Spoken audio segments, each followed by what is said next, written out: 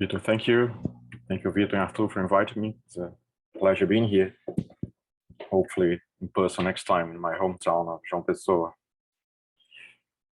Can you see the slides? Because I'm trying to share it just with a portion of the screen. Can you see it? Yes, we see them perfectly, yes. Okay, great. So this is, what I'm going to present to you here is basically a research project which continues a previous research of mine regarding the knowledge of what things are. So it's quite in the spirit of a workshop. So I published this book recently, just came out last week, called Knowing What Things Are. There I try to provide an account that I named the erotetic view of what is to know what things are. And I focus on kinds, both natural kinds, such as water, Röntgenium, potassium, and many others, and also social kinds, such as marriage. And what I try to do in the book is to bring tools from an area that has received much attention in recent years, which is the epistemology of inquiry. People like Huckel has been writing about the idea of inquiry-first epistemology for many, many years, since the 1990s. Jane Friedman more recently has been writing a lot about inquiry, and Chris Kelp had just published a book defending the idea of an inquiry-first epistemology. So I try to apply some of these ideas, some of these theories to discuss the knowledge of what things are. So according to what things are, successful inquiries directed at questions of the form, what is X, where X stands for a given kind of thing. So I'll come back to that later. Don't need to worry about this right now. The slides are quite busy, so I apologize for that. But in the book, I don't pay enough attention to what I take to be a central issue, which is our ignorance regarding what things are, especially kinds of things. And that's what first me actually brought to this discussion. It was an interest I have in discussing ignorance in general. And so, of course, ignorance is not always a problem. Fricker recently wrote that ignorance is not always bad, far from it. Looking at the issue in its most general aspect, there is the obvious point that for finite beings, massive ignorance is a precondition of having an epistemically functional life. For cognitive overload is an epistemic liability. But we know that ignorance can be a problem and often is a problem. For instance, in early April 2020, in the first month of the COVID-19 pandemic, the American neurosurgeon and CNN's chief medical correspondent, Sanjay Gupta, he was outraged to hear from Georgia's Governor Brian Kemp that he had just found out that the virus could be transmitted asymptomatically. Gupta reacted by saying, "This is inexcusable. My kids who go to school in Georgia knew that a month ago. We've known this for a long time." And here in Brazil, there were cases of people in the Ministry of Health who didn't know what COVID-19 is or didn't know enough what COVID-19 is, and who even didn't know what a virus is. So a lot of my interests in this kinds of issues came from our pandemic years. So on the one hand, it's clear that we cannot and need not know all that there is to know. There's much that we can and should ignore. On the other hand, certain pieces of knowledge are required of us. Governor Kemp should have known by April 2020 that COVID-19 is transmitted asymptomatically. In failing to do so, his ignorance may be rightly judged, as it was by Gupta, to be inexcusable or culpable. André, sorry to interrupt you. Just a second. Sorry to interrupt you. Can you put your slides in presentation mode? I don't think they are, so maybe they will appear slightly bigger too. Yeah.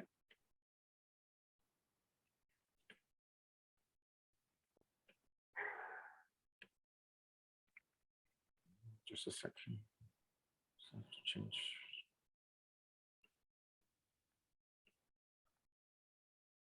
Yeah, some people have small devices and maybe that's a bit easier to read.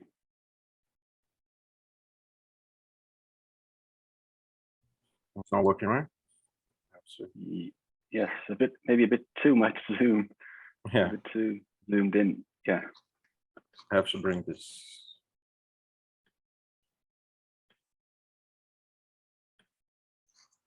Yeah, let me try again. Let me just stop sharing and then I'll share again.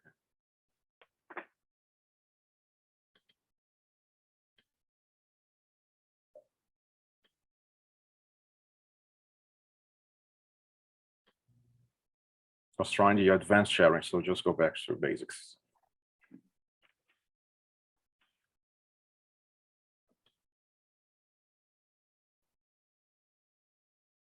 Yes, I think that's better. Yes, thank you.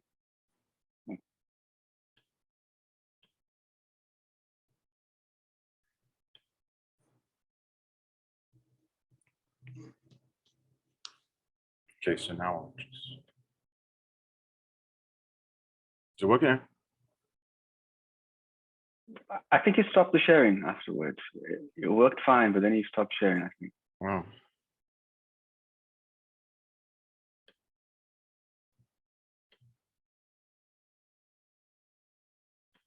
Okay. Yes, but now in presentation mode.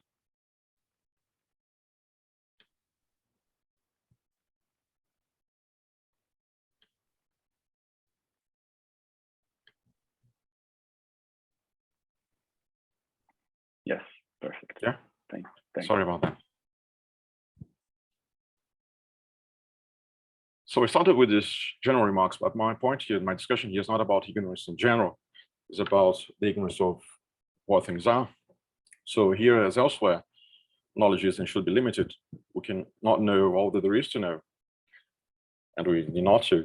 But still, there are things such that we should know what they are. For example, the Governor Kemp should know what COVID-19 is.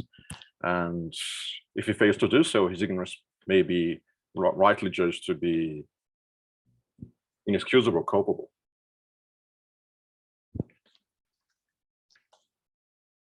But how is the ignorance of what things are to be understood? And why are some things such that we should know what they are? And how to understand the inexcusable and or culpable ignorance of what things are? So in this talk, I make a first pass at addressing these important questions.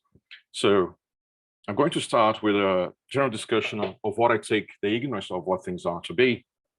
And then I'll briefly discuss issues related to inexcusable ignorance of several research questions. Okay.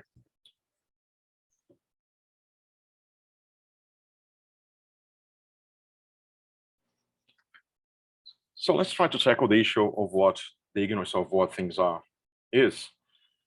And I'll start with just, again, with general remarks about ignorance in general. The philosophical literature on ignorance is surprisingly scarce. Even so, it's possible to identify a position as being not dominant in the literature, one that is well expressed by Michael Zimmerman. He writes, the ignorance is ignorance of facts. It's a failure to know what is true. To know what is true, one must believe it, something that involves having a certain level, degree of confidence in it. And to do so with adequate justification. Thus, ignorance can come about in one of two ways, either by way of failure to believe the truth or by way of believing it without adequate justification. This is the position that came to be known as the standard view of ignorance.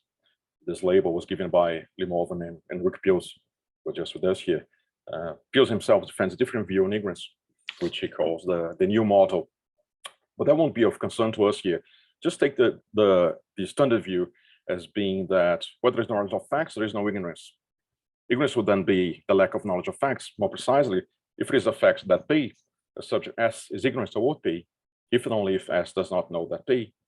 Taking the knowledge of fact that P to be equivalent to a true and justified belief, S can be ignorant of the fact that P, either given the lack of the belief that P, or given a lack of adequate justification for believing that P.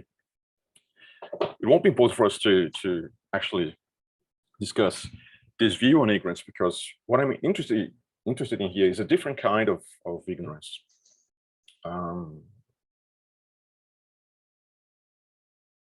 As pointed out by Notterman in 2016 in a book which was edited by Limorvan and Peels, there seems to be a variety of kinds of ignorance.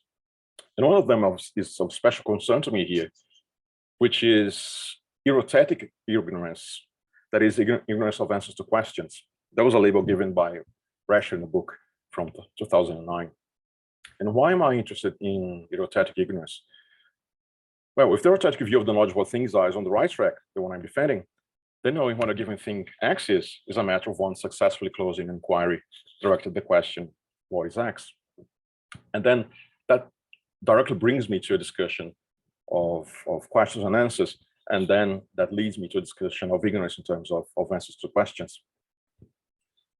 Let me try to spell out my view in a bit more detail, as this will be central for the account of the ignorance of what things are to be here introduced. I won't be able to defend the view here, of course, so I'll just introduce it and presuppose that it is true, but of course we can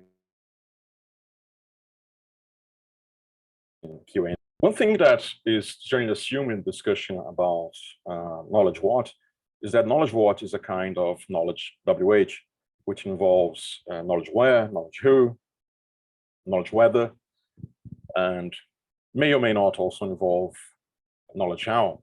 Famously, Stanley Williamson defend that knowledge how can also be grouped with other kinds of knowledge WH, and that a single theory should be able to tackle with all these kinds of knowledge. But the general idea is that when it comes to knowledge WH, descriptions of knowledge WH, they have interrogative complements. So take a simple description of knowledge WH, such that Vitor knows who went to Patricia's house last night. So this description of knowledge WH has an interrogative complement, who went to Patricia's house last night. And the standard theory says that Vitor knows who went to Patricia's house last night, if and only if Vitor knows the answer to the question, the true answer to the question, who went to Patricia's house last night.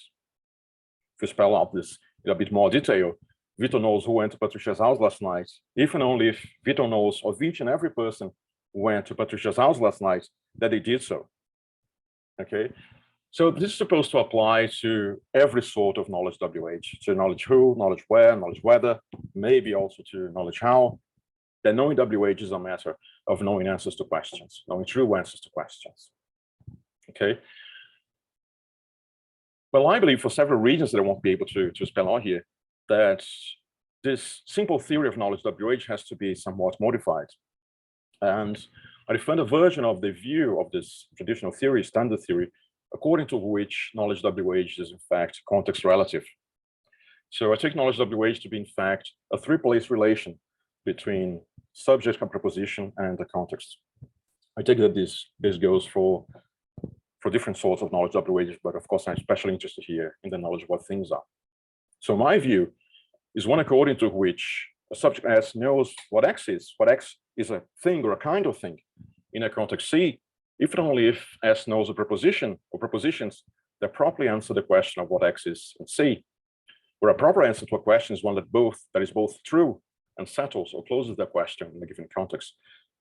So I'm doing two things here. First, I'm making the knowledge of what things are relative to context, and I'm also introducing the idea of answers that are not only true but settle or close questions.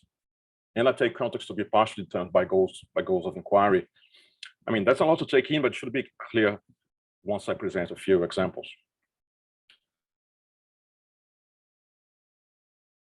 Knows what, if and only if S knows a proposition or propositions that properly answer the question of what water is in a given context. It should be clear with the examples that I'll give below.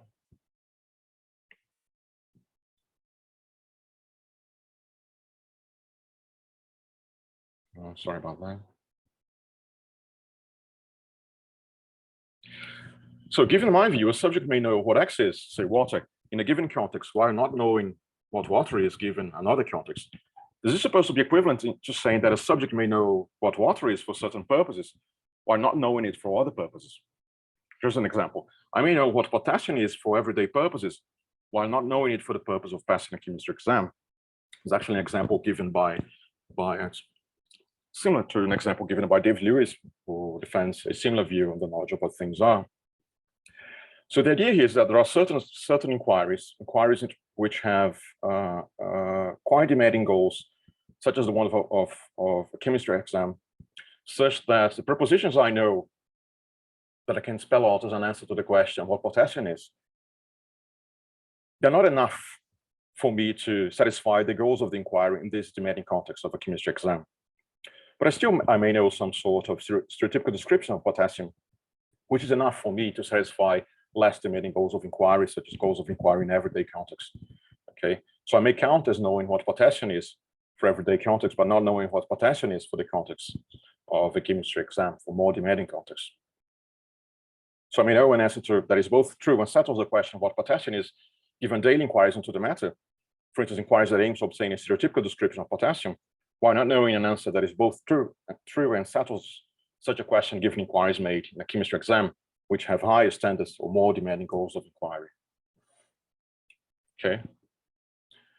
So if this view is on the right track, then an account of the knowledge of what things are, if the correct account of knowledge of what things are is one in terms of answers to questions, so an account of the ignorance of what things are should also be given in such terms, that is in terms of erotetic ignorance. Okay, so now I'm going to try to present in more detail the idea of erotetic ignorance. Okay. So let's start with a simple case of erotetic ignorance. Suppose that Alice does not know any proposition whatsoever that truly answers the question of what Röntgenian is, so that Alice knows what Röntgenian is false in any context in which it is uttered. Seems clear that we could say of Alice here that she is ignorant regarding what Röntgenian is. But to be precise, the kind of ignorance she displays is well captured by the idea of complete erotetic ignorance. So the idea of complete erotetic ignorance is also one introduced by Nottman. Here, given by the question Q, say what is Röntgenian? Erotetic ignorance is complete of Q, of this question is complete, if and only if S is an epistemic subject, say Alice. Q has at least one correct answer in the actual world. S, say Alice, does not know any correct answer to Q. Alice does not know any correct answer to the question what Röntgenian is. And of course, I'm excluding, and not so much excluding here as well, answers which are completely informative, such as that Röntgenian is a thing. Okay. So of course, this answer should be not only true, but informative.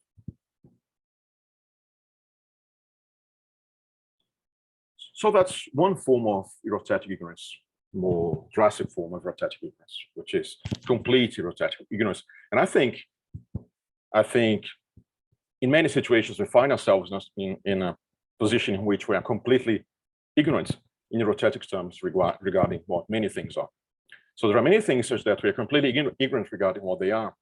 In that, for any such thing X, we do not know any proposition whatsoever which correctly, that is, truly answers the question, what is X? Apart from propositions which are completely uninformative. Okay, so that's one important point here. But things get more complicated because maybe Alice knows that Röntgenian is radioactive synthetic chemical elements.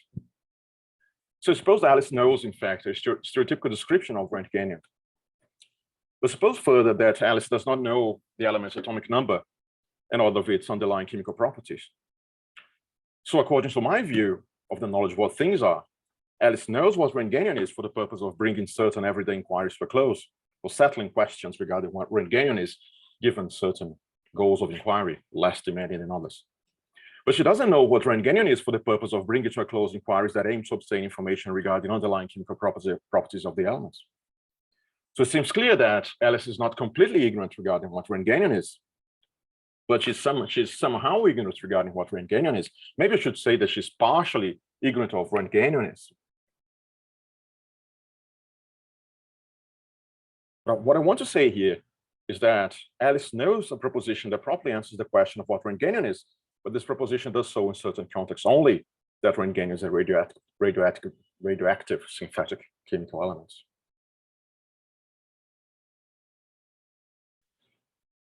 So I want to preserve the idea that since the knowledge of what things are is context relative, the ignorance of what things are should also be context relative. Okay, so we may be ignorant regarding what Röntgenian, say, is in certain contexts, while knowing what Rengenian is in other contexts, such as the case of Alice.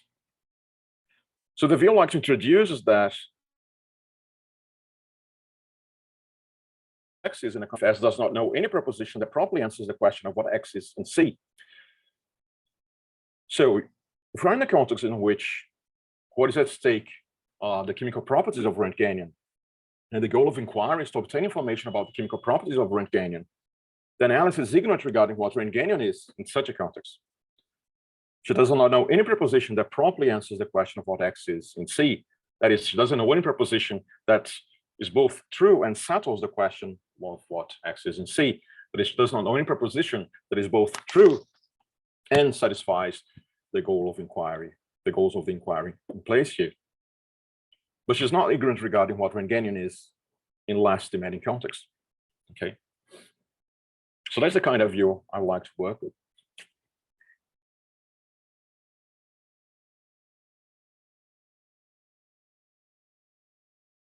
So there are certainly many things such that we are completely ignorant regarding what they are in the rhetoric sense. We do not know any proposition whatsoever, apart from propositions that are informative in any context, which truly answers the question, what is X? But there are things, also many, such that we are ignorant regarding what they are only in certain contexts or for certain purposes only. So like Alice, I'm ignorant regarding what Rengenian is for many demanding contexts, but I know what Rengenian is for less demanding contexts or for certain purposes only. I'm talking here about purposes and contexts. I take the idea that knowing what X is in a certain context to be equivalent to the idea that S knows what X is for certain purposes. Okay, but when I try to speak more strictly, I rather speak of context. So this is the first passage addressing the ignorance of what things are. Of course, for the view on offer to have some bite, you should have the resources to address a number of issues related to ignorance of this sort. For example, in which circumstances is the ignorance of what things are culpable? So now I'm assuming that this view of the rhetoric ignorance of what things are, is on the right track. I'd like to address the issue of culpable ignorance regarding what things are.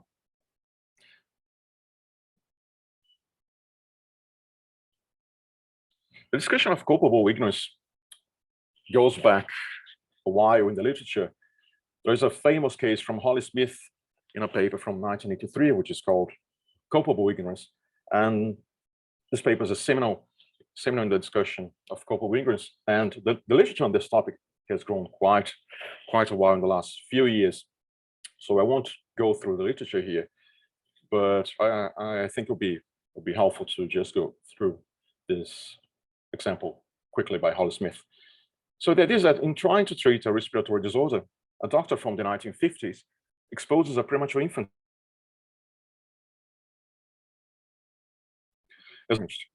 and she ends up blind. Now, suppose that the doctor did not know that oxygen enrichment could lead to such an outcome. But suppose further that a prestigious medical journal had recently published a research indicating that oxygen enrichment could indeed lead to blindness when administered to premature infants. So as put by Smith, the doctor should have read the journal. If he had done so, he would have realized he ought to use less oxygen. He was ignorant regarding the effect of high concentrations of oxygen on premature infants. But his ignorance seems to be inexcusable. After all, he should have read the journal and thus should have known that high concentrations of oxygen could have such an effect. So that hypothetical case is, of course, similar to the actual case presented earlier involving Georgia's governor, Brian Kemp. He should have known that COVID-19 can be transmitted asymptomatically. His ignorance was thus inexcusable. So coming from these cases, let me suggest a view on the ignorance of what things are, a view on ignorance, on culpable ignorance in general first, and then move on to a view on the culpable ignorance of what things are. So it seems clear there is a close link between S's ignorance toward P being culpable and our judgment that S should know or should have known that P. So let's say that typically, if S is ignorant toward P, but should know or should have known that P, then S's ignorance is culpable. So I take it that this thesis can be applied with necessary adaptations to ignorance regarding what things are. So with minimal adaptations, we'll have that typically, if S is ignorant regarding what X is, but should know or should have known what X is, then S's ignorance regarding what X is culpable. That's exactly what happens with Governor Brian Kemp. He should know or should have known that, say, what asymptomatic transmission is, right? So supposing that Governor Brian Kemp did not know what asymptomatic transmission is at all, then he should have known what asymptomatic transmission is. Then Kemp's ignorance regarding what asymptomatic transmission is culpable.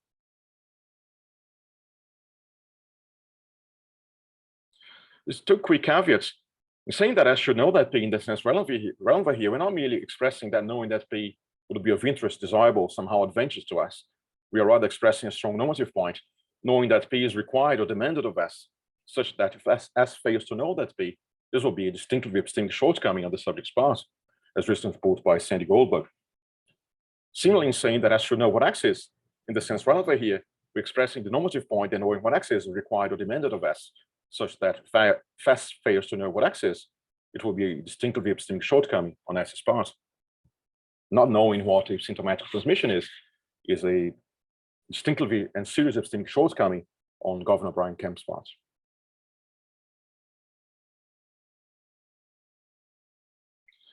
Now, of course, utterances are the normative point that S is required to know all the answers, supposing that there is such a thing for the question of what X is. First, here as elsewhere, also implies can. Human beings certainly cannot know all the answers to most questions of the form, what is X? Say, what is COVID-19?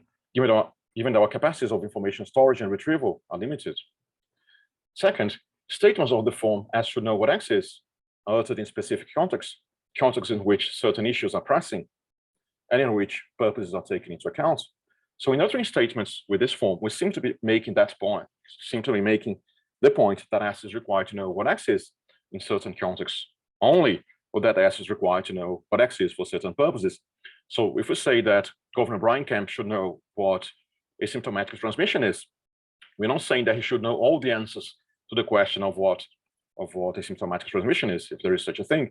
And in saying that our health minister should know what COVID-19 is, we're not saying that he should know all the answers to the question of what COVID-19 is.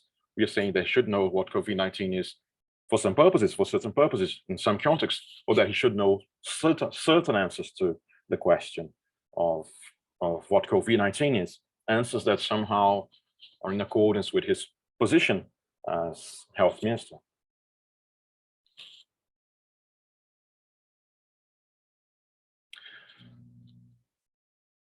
So coming to an end, so my interest here is first to give a systematic account of the ignorance of what things are, and then discuss issues regarding the ignorance of what things are, which are, well, the frontier between epistemology, moral philosophy, and also political philosophy, in fact.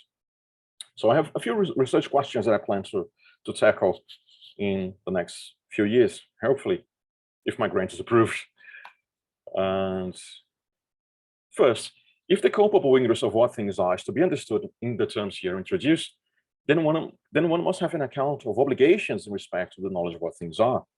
If culpable ignorance of this sort that is of interest to us is to be understood, after all, you're saying that people should know what certain things are, and if they do not, their ignorance may be culpable and excusable. But what does it mean to say that S should know what X is? I mean, what does it mean to say that we have epistemic obligations with respect to what things are? So I should be able to say a lot regarding epistemic obligations when it comes to the knowledge of what things are.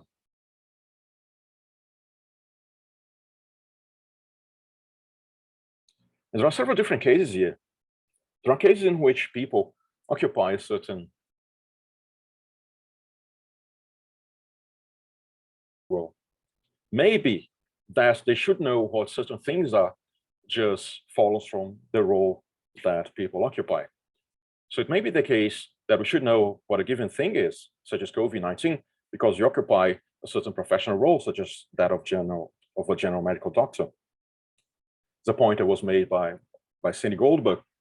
Although we disagree in that, let me see if I have time to spell this out, maybe quickly. Probably not.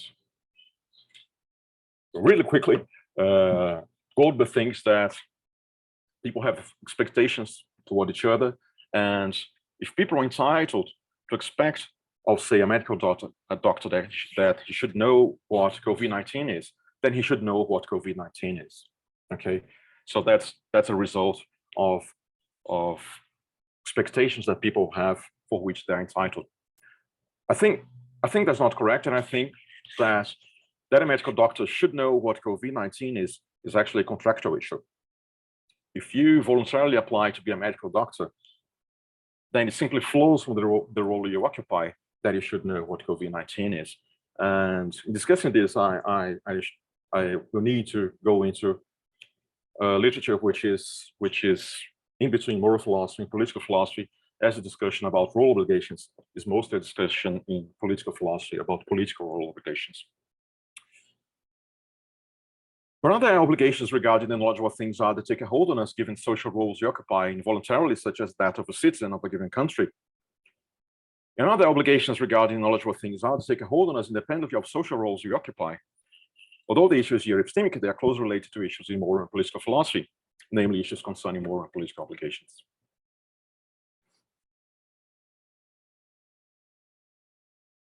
One final issue revolves around the idea of epistemic injustice. As most of you know, Fricke's book from 2007 was a landmark in that introduced and developed the idea of epistemic injustice, focusing on testimonial justice that occurs when prejudice causes a hearer to give a deflated level of credibility to a speaker's words, and hermeneutical injustice that occurs at a prior stage when a gap in collective interpretive resources puts someone at an unfair disadvantage when it comes to making sense of their social experiences. Now, in later work, Miranda Fricke names the kind of epistemic injustice that occurs when there is distributive unfairness in respect to epistemic goods, such as information, as distributive epistemic injustice. The importance of epistemic injustice of this kind has been recognized by several authors by now, such as Cody and Elizabeth Anderson. Now, distributive epistemic injustice is especially relevant for the purposes of the research that I propose here. After all, it may be the case that information regarding what things are passed on to maybe a subject in São Paulo, say, doesn't know what taxes are, but maybe he doesn't know what taxes are because information has not been passed on to him by the usual means of information transmission. So there may be a sense in which such a subject, Daniel, say, should know what taxes are. But I wouldn't say that his ignorance is culpable here. He should know what taxes are in the sense that maybe as a citizen of Brazil, he is obligated to pay taxes. In order to pay taxes, he should know what taxes are. But should we say that he's to blame for not knowing what taxes are if he's a victim of distributive epistemic injustice? Maybe not, for it seems that the blame for his ignorance lies elsewhere, maybe in structures of the state, of the Brazilian state, in our case here. So it's other kinds of issues that I want to discuss in the near future, and I'd love to hear from you about them. Thank you. All right, André, thank you very much. Thank you. Thank you for contributing to our workshop. And now we have time for questions. Does anybody have a question already in the chat? Yes, Galen, please, the question. Hi, thank you. This is a question of ignorance, pun intended.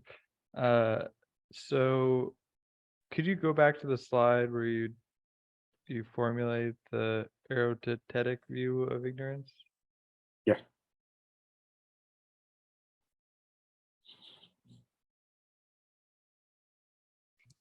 So I took it one of your general aims was to distinguish ignorance of things or what things are from propositional ignorance. Is that correct? Well, the knowledge of what things are is propositional knowledge. There's not a two-place relation between a subject and proposition. It's a three-place relation between a subject, proposition, and the context. But it is a propositional knowledge. Okay. Then what? Can you go back to the standard view then? The standard view on ignorance? Yeah.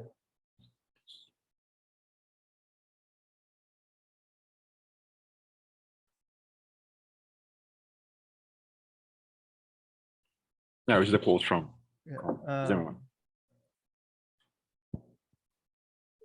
So in what sense is your view not a version of the standard view? Insofar as your view is a view of proposition. Well, I think when it comes to knowledge WA in general, and of course, there's one movement that you can make here. Some people knowledge WH, and that's actually Huko's position, for instance, that you should reduce knowledge of facts to knowledge weather. Sorry. And this actually was defended a long time ago by Bernard Williams, I think in 1972.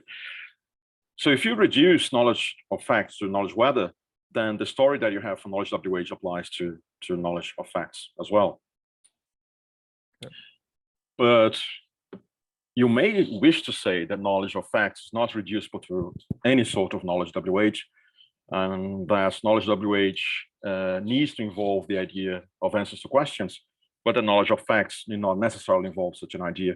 And I'm totally neutral on this for the purposes of my research, actually. Okay. Whether we should reduce knowledge of facts to knowledge, whether say of knowledge WH, so that then leads to my neutrality on whether we can reduce erotatic ignorance to standard ignorance of facts. Then have no question on this point. Thank you. All right, Jamie, please, the question. Thanks so much, and thanks for the talk, André. This is really cool. I wanted to ask you about how your contextualism works. So, so first of all, you think of this as sort of like participating in a tradition. You mentioned David Lewis. You're going back through. You're appealing to context in much the same way that traditional epistemic contextualists about knowledge appeal to context. Is that right? No, not really. My thesis is not semantic at all, so it's not a semantic thesis. I'm sorry, this was obscure. I mean, yeah, there's not a semantic thesis. I'm sorry, this was obscure, but it's hard to spell out this in a short amount of time. But my view is that context is a partial determinants of goals of inquiry. So if you take the case of the chemistry exam, which is David Lewis' case, so the goal of inquiry here is to obtain information from you, evaluate you on your chemistry knowledge in some detail, right? Given quite demanding goals of inquiry. So I take it that goals of inquiry then become part of context here, all right? So one of the things that one should satisfy in answering the question of what Rengenian is are the goals of inquiry in the context, and the goals of inquiry are just partial determinants of context here. So, sorry, I'm not I think you might have frozen there. Knowledge descriptions at all. So. Sorry, I think you might have frozen there. All right, sorry. But just to go straight to the point, epistemic contextualism is a theory about knowledge attributions. Yes. My theory is not about knowledge attributions at all. Hmm. It's about knowledge. It's about a thing in the world, knowledge. So that's interesting.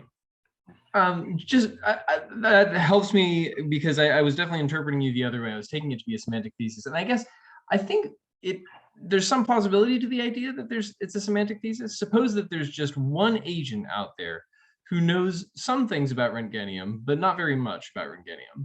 It seems very plausible to me that you could have one set of conversational participants in one conversational context saying like, all we need to figure out is just, whether this thing is an element or not. And then they pick the person out. They say, does Beatrice know what Rentgenium is? And they could say yes, and they could be saying something true in their context. And then you could have the people who are studying for their exam and say like, oh God, we need to really be able to answer this exam question that we're about to take. We need to make sure that we know a whole bunch about the chemical composition. Let's call Beatrice. Does she know what Rentgenium is? And they say, no, Beatrice doesn't know. And it seems like they could be speaking truly too. So on your view, one of those two conversations has to be an error, right? It can't be that the first conversation is correct, that they correctly say, yeah, that person knows what Rengenium is, and that the second conversation is correct, that like that person doesn't know what Rengenium is. So where's the error? Yeah, no, you're right, I think. What I want to remain neutral is regarding what kind of semantics we should employ regarding ascriptions of knowledge WH in general, and regarding ascriptions of the knowledge what things are. Of course, it's true that someone who says that Alice knows what Rengenium is in the first context is saying something true, and that someone who says Alice doesn't know what Rengenium is in context C2 is also saying something true. And that doesn't mean that she both know and doesn't know what Rengenium is. She knows what Rengenium is in context C1, and she doesn't know what Rengenium is in context C2. That's straightforward contextualism. But I'm completely neutral regarding what kind of semantic apparatus we should use in order to best capture this fact about knowledge. I take this to be a fact about knowledge. Knowledge is context sensitive. So there are different views regarding the semantics of contextualized ascription. So you could take knowledge here to be some kind of index code, or some kind of working similar to a gradable adjective, and all sorts of different views. Just want to focus on the issue, but you're right that if you are a contextualist when it comes to knowledge, you must surely be a contextualist when it comes to the semantics of knowledge ascriptions. It's only that my project is not about that, but of course, I'm bound to be a contextualist regarding the semantics of knowledge ascriptions as well. So you're right about that. Got it. So I think that's enough for, well, I don't want to take too much time because I know that there's another question on the queue, but that was just making sure that I understood the view. And so here's my worry, I guess. I think I hear you in saying that like your primary interest in defending this project is not to defend a semantic thesis, but as a matter of fact, if you are successful, the semantic thesis will follow. Exactly. Yeah. But you have to be signed up to it. Okay. Exactly. That's fine. Then we need, but then we need different tools to build our semantics, right? So here's one thing that I guess I wanted to ask you about when it comes to this kind of contextualism. On a traditional approach, conversational participants can change what's relevant and what's not in the context just by failing to give it uptake or by giving it uptake. So if somebody comes in and like suggests a wild skeptical possibility and just says like, you know, but maybe we're all brains in a vat, everyone can say like, no, shut up, Jerry, like we're not brains in a vat. And then that does not become a relevant alternative in the conversational context. Here's what I'm worried about.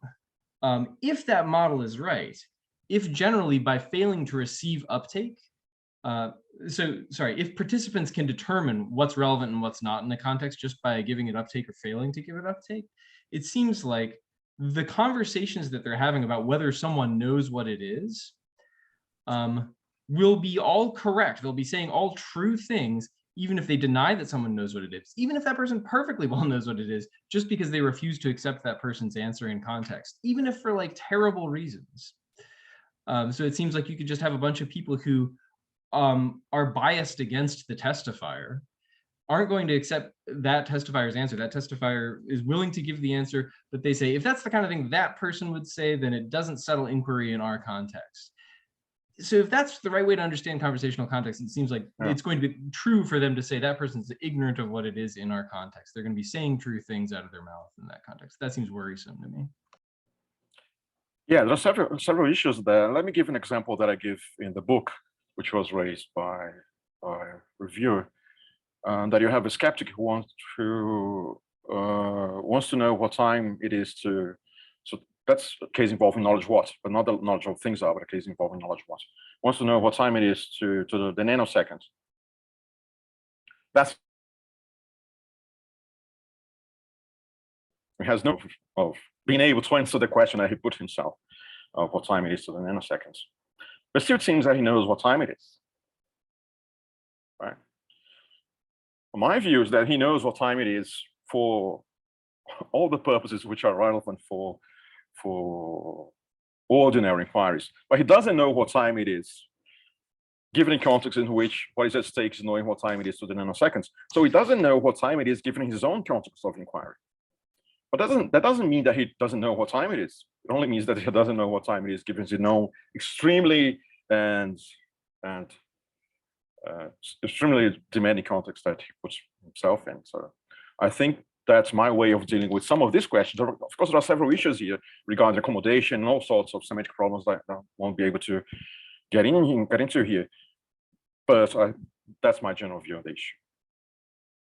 Okay, so just so I can see where that's going to be pointing us, it seems like the idea is going to be, in general, you are pretty flexible about people's interests. Like the interests that are prevalent, even if it leads to surprising weird results, you're going to embrace those weird results. It just seems like that's going to point us toward the result that I was worried about, which is that people are going to be ignorant just because their conversational partners are going to determine extremely forbidding or extremely austere or extremely bizarre standards of what closes inquiry and what doesn't. But I'll stop bothering you about that. Thank you so much. I really enjoyed the presentation. Thanks, Jamie. Just to say one last thing, that what I wish to say is that in this case, say Alice is ignorant, and maybe the kind of ignorance that she has is completely irrelevant. But then we should say that Alice is ignorant regarding, say, when Galen is or COVID-19 is, for purposes which are not typically relevant given our interests.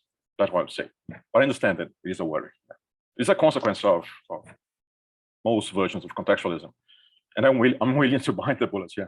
Thanks.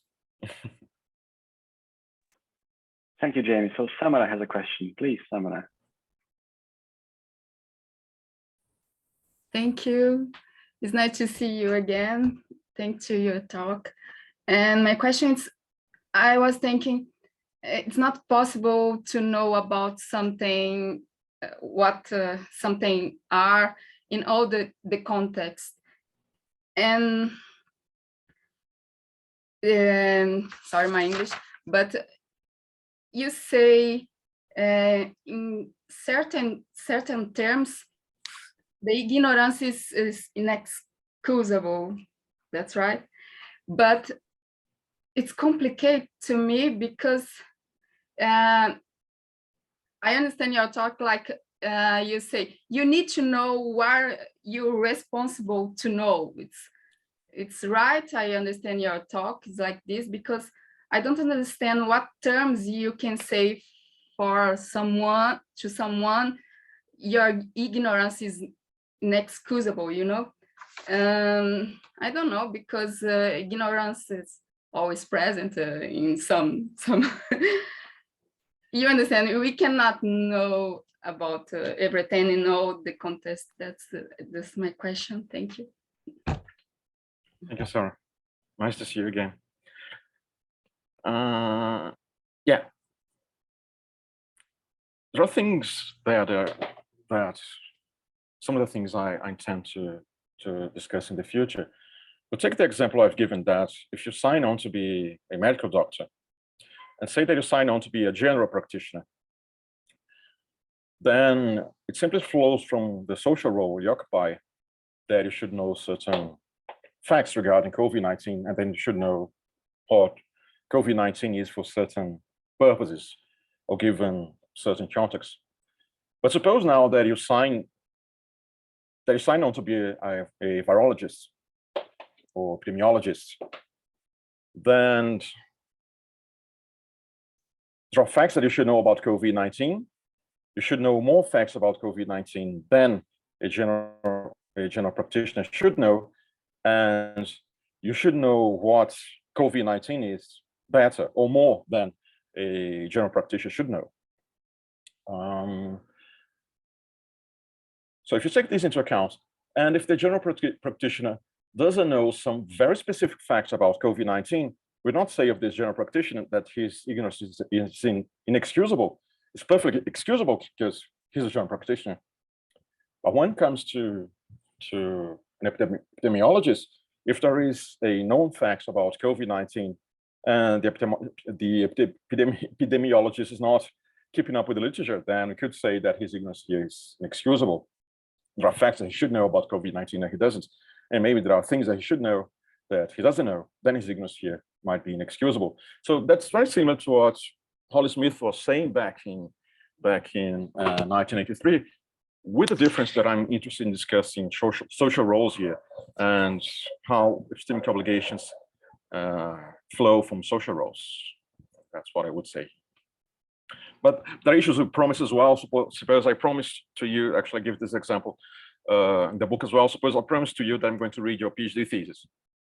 And your PhD thesis is in, say, chemistry.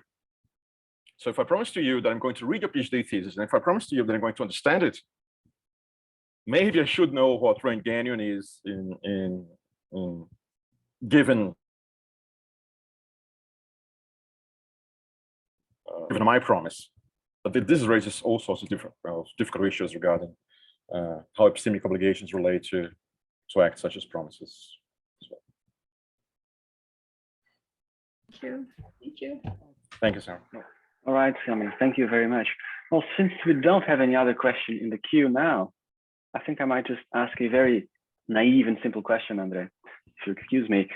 Just a general question about your eritatic view about knowledge of what things are generally, which is, well, it seems like just asking the question what X is almost necessarily shifts the context, right? If we go together to the supermarket to buy bananas and I ask you, can you get the bananas for us, please?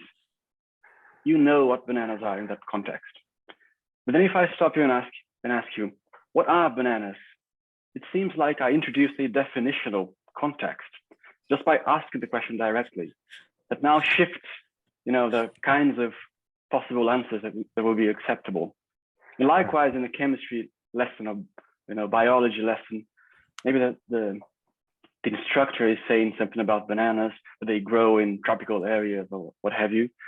But then he or she stops and asks the class students, but what are bananas really? Even for the biology students now, it's become more burdensome to know what bananas are. In other words, it seems like to know what things are in any given context is less demanding than to be able to respond to the question what those things are in that context. What do you think about that? I think you're right. I think most contexts, the demands for knowing what things are, they're implicit. I think you're right. And when we make the question explicit, what is X? Then we might be putting a bigger burden on the subject in the case at hand. So the thing is, when we say that knowledge WH involves inquiry and involves being able to answer questions, it doesn't mean that these questions need to be raised explicitly, right? So it doesn't, we're not talking about conversations here. That's what is also different from, that's why my view differs from traditional epistemic contextualism. Conversation is not central for my view. You may be one individual inquiring about what COVID-19 is. You have certain goals of inquiry. In attaining your goals, you can be said to know what COVID-19 is given these goals, right?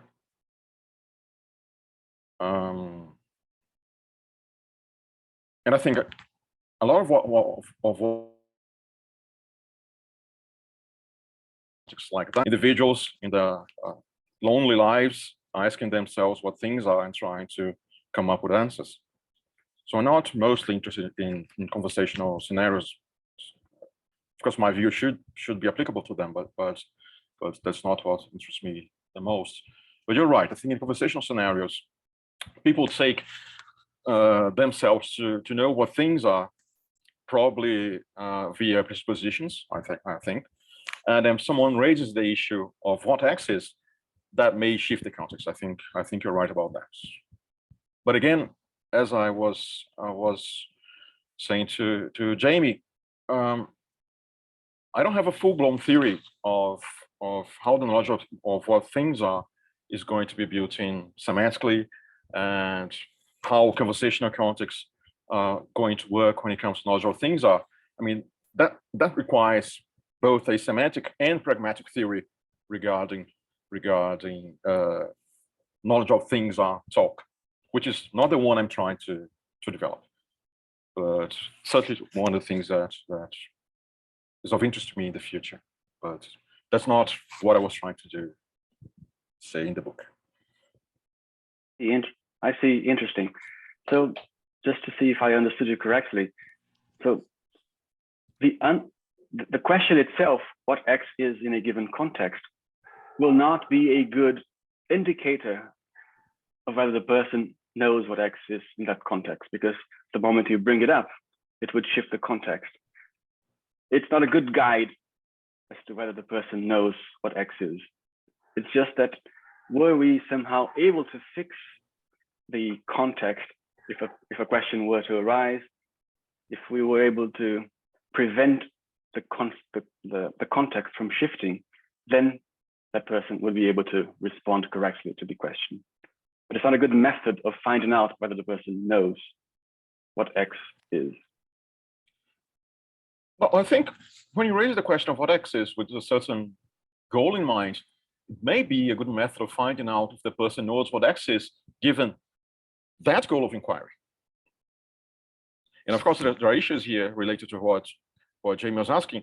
If two people disagree on what the goals of inquiry should be, and there are plenty of questions, semantic questions here, whether the scoreboard should explode, which is the Rose's view when it comes to epistemic contextualism, whether we have to say that knowledge descriptions are neither true or false. There are all sorts of complications here. But suppose that we are in a scenario in which we are sitting in a bar and then someone asks, do you know what COVID-19 is? I do, and I blah, blah, and the person says, you don't know what COVID-19 is, because COVID-19 is, and then he gives an extremely long and detailed description of what COVID-19 is. But again, this is a scenario in which I don't know what COVID-19 is for these purposes, but I know what COVID-19 is for less demanding purposes.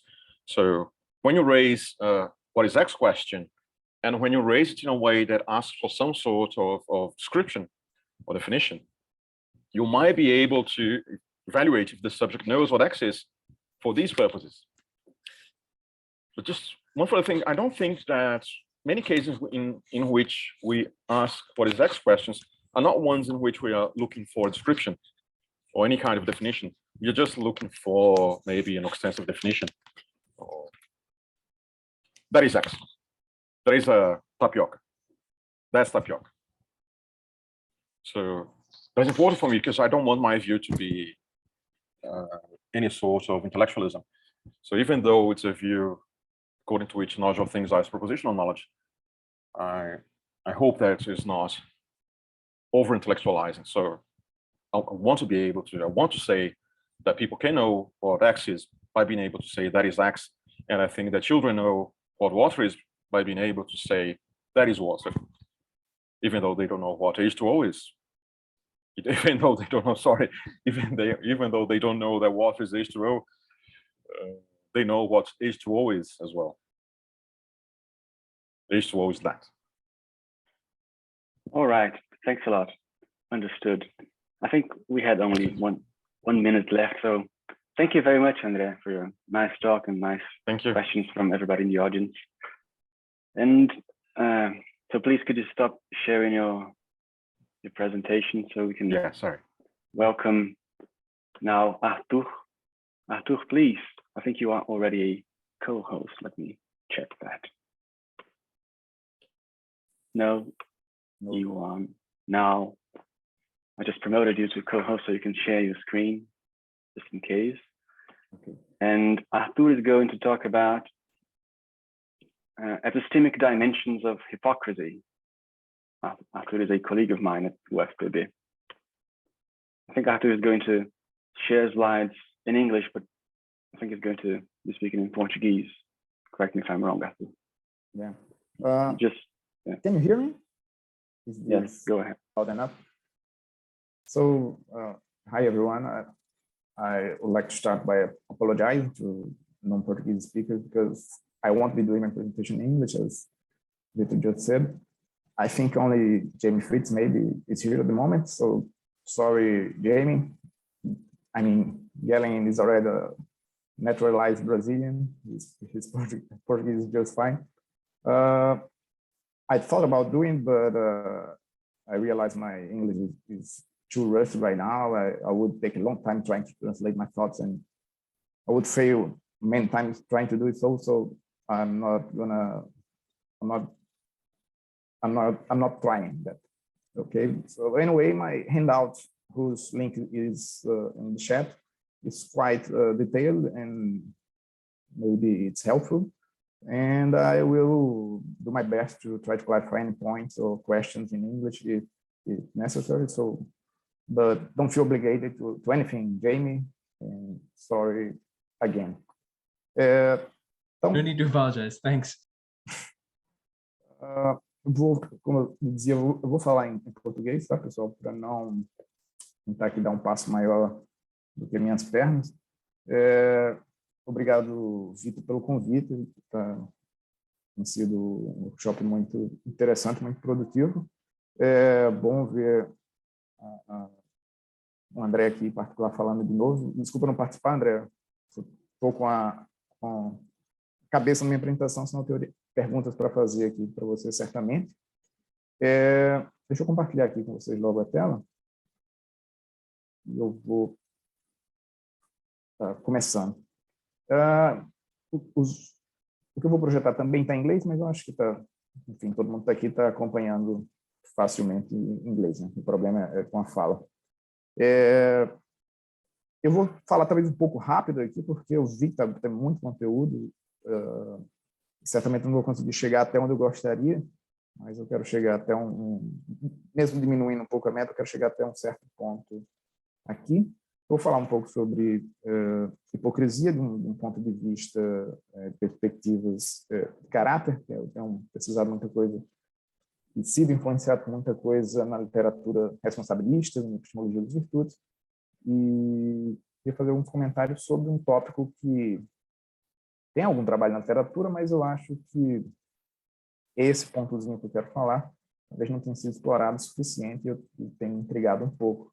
Ontem aqui no evento, o Oliver inaugurou o evento, começou falando sobre o quanto ele mudou de tema de última hora e apresentou algo que ele estava pensando só há 2 horas, né? Conseguiu organizar uma apresentação, mesmo que curta. Eu queria ter perto dessa competência e da ousadia para dizer que é uma coisa que eu estou pensando há pouco tempo, mas na verdade eu estou pensando nisso há muito tempo, alguns anos já, 3, 4 anos, mas eu sinto que eu estou muito enganchado em certos pontos aqui e ainda no espírito de um workshop, né, eu quero colocar essas ideias para o público para, com sorte, com algum feedback, eu conseguir sair, desenganchar um pouco dos meus bloqueios aqui, dos problemas que eu tenho lidado com a literatura. Então, deixa eu começar falando sobre um caso para motivar o assunto. Espero que me estejam cansados ainda bastante. Aliás, só para eu confirmar, vocês estão vendo meu texto aqui, né? Sim, tudo certo, Arthur. Obrigado. Vamos lá. Um caso, como eu disse, só um caso para começar a conversa, né? Em 2017, um senador brasileiro teve uma conversa por telefone gravada, né, e vazada. Essa conversa foi gravada pela Polícia Federal como parte de um dos maiores escândalos de corrupção recentes da história. E na conversação, esse senador reclama para o seu colega, seu interlocutor, que também é um senador, sobre a declaração que esse último senador tinha feito para a imprensa, né? E as palavras dele eram uma declaração sem vergonha. Uma tradução livre aqui para o inglês. O colega dele, na visão desse senador, não tinha defendido ele das acusações de campanha ilegal que estava sofrendo e não lembrou ao público, nessa declaração dele, sobre sua integridade e como ele também, esse senador, acabou igualando o caso dele a de outros políticos que estavam assaltando o país, uma gangue que estava assaltando o país, para usar as palavras dele, se referindo ao partido, né, oposto ao dele, e todo mundo envolvido no escândalo, fora ele. E esse colega também teria falhado em separar ele do resto dessa gangue, no tempo que era crucial separar o shoyu do trigo, e esse sujeito estava muito implicado nas investigações, teve muita evidência contra ele. Tem uma gravação de um sujeito que admitiu dar dinheiro a ele para futuras futuros favorecimentos ilegais, né? Tem uma gravação dele pedindo dinheiro para esse sujeito. Então, todas as evidências eram muito contrárias a esse senador. E ainda assim, nessa gravação, ele fala como se fosse superior seus colegas e seus oponentes políticos, como se esses outros políticos envolvidos no mesmo escândalo deveriam ser condenados. Mas ele era o trigo em relação a esse joio, melhor dizendo. E eu lembro de ouvir esse caso, ouvir essa gravação, e assim como muitos devem ter sentido uma certa reação diante desse caso e uma certa indignação, eu falei, né, pensei, eu acho que até expressei verbalmente, que hipócrita, né? E aí, uma questão me despertou interesse nesse assunto, em particular, claro, relacionado a outras coisas que eu vinha lendo, se por acaso esse sujeito realmente estava acreditando nessa sua superioridade moral, na sua integridade, se ele realmente estava ultrajado com a corrupção dos seus colegas. E imaginei dois cenários possíveis aqui. Um deles é que o sujeito não estava sendo sincero, ele sabia muito bem o quanto ele estava errado, o quanto ele era culpado de corrupção, etc. E qualquer ressentimento que ele expressava ali era com um colega que não deu suporte político naquele momento. Sua atitude de culpar os outros adversários era só uma fachada, né? Era só uma encenação para outros ouvidos que pudessem estar ouvindo aquela conversa. Ele já tinha sido pego em gravações e ele estava bem ciente que poderia estar sendo gravado também naquele momento. E eu pensei também, e aliás, quando vi o caso pela primeira vez, eu assumi o primeiro cenário. Depois eu imaginei a possibilidade do senador, na verdade, estar sendo sincero, que ele acreditava na sua própria integridade, apesar de sua culpa, de sua evidente culpa, e que ele, de fato, condenava seus colegas políticos por aqueles atos, que eram os mesmos atos que a evidência mostrava que ele mesmo também cometia há muito tempo. Na verdade, quando eu pensei no cenário 2, eu achei que isso parecia até pior do que o cenário 1. Eu lembro de ser indignante também, e me peguei perguntando como é que ele não sabe, imaginando esse cenário, e em outros casos, particulares situações do tipo, que alguém está manifestando algo flagrantemente, né, um comportamento flagrantemente hipócrita, parece que em alguns cenários o sujeito é possível que ele, de fato, esteja sendo sincero. E em situações assim como nessa situação, eu me pergunto como é que o sujeito começa, não sabe o quanto ele está errado, né? Como é que ele pode não ter vergonha do que ele fez. E eu fiquei com a dúvida a respeito sobre o que estaria acontecendo aqui no nível intuitivo, né? Por que esse cenário pareceu pior, em um sentido, para mim, o que estava em jogo exatamente. E a literatura sobre hipocrisia, na literatura filosófica sobre hipocrisia, tem gastado muito mais tempo, naturalmente, em explicar a natureza moral da hipocrisia. O conceito de hipocrisia é um conceito moral. A gente pensa em hipocrisia como uma falha moral. E tem um aspecto um pouco ilusivo sobre o conceito, porque todo mundo considera a hipocrisia ruim, mas a explicação sobre a hipocrisia, inicialmente, não é tão simples, não fácil de ser alcançada, requer alguma exploração. E a literatura filosófica basicamente foca nisso, né? Explicar a natureza da ofensa moral da hipocrisia. Então, temos aqui o J. Wallace, Fritz Miller, Todd, por exemplo, Todd 2017, escrevendo coisas sobre isso. Mas veja que no meu segundo cenário, se o sujeito de fato estava sendo sincero, ele estava realmente indignado, ele realmente acreditava na sua inocência, na sua integridade, etc., há falhas epistêmicas envolvidas, certo? O sujeito certamente falha em saber o quanto ele é culpado, ou pelo menos em compreender a seriedade dos seus atos. Ele falha, ele pode sofrer de auto-engano, ou até, talvez, crenças ilusórias e outros tipos de estados irracionais. Se o sujeito, de fato, sendo sincero aqui, você não tem como explicar esse cenário sem atribuir falhas em tipo epistêmico. E minha pergunta, então, principal, que eu estou tentando desenvolver há algum tempo, é como é que as falhas epistêmicas estão relacionadas à hipocrisia. Tá? E o que eu vou tentar fazer a seguir é justamente fazer uma análise da hipocrisia,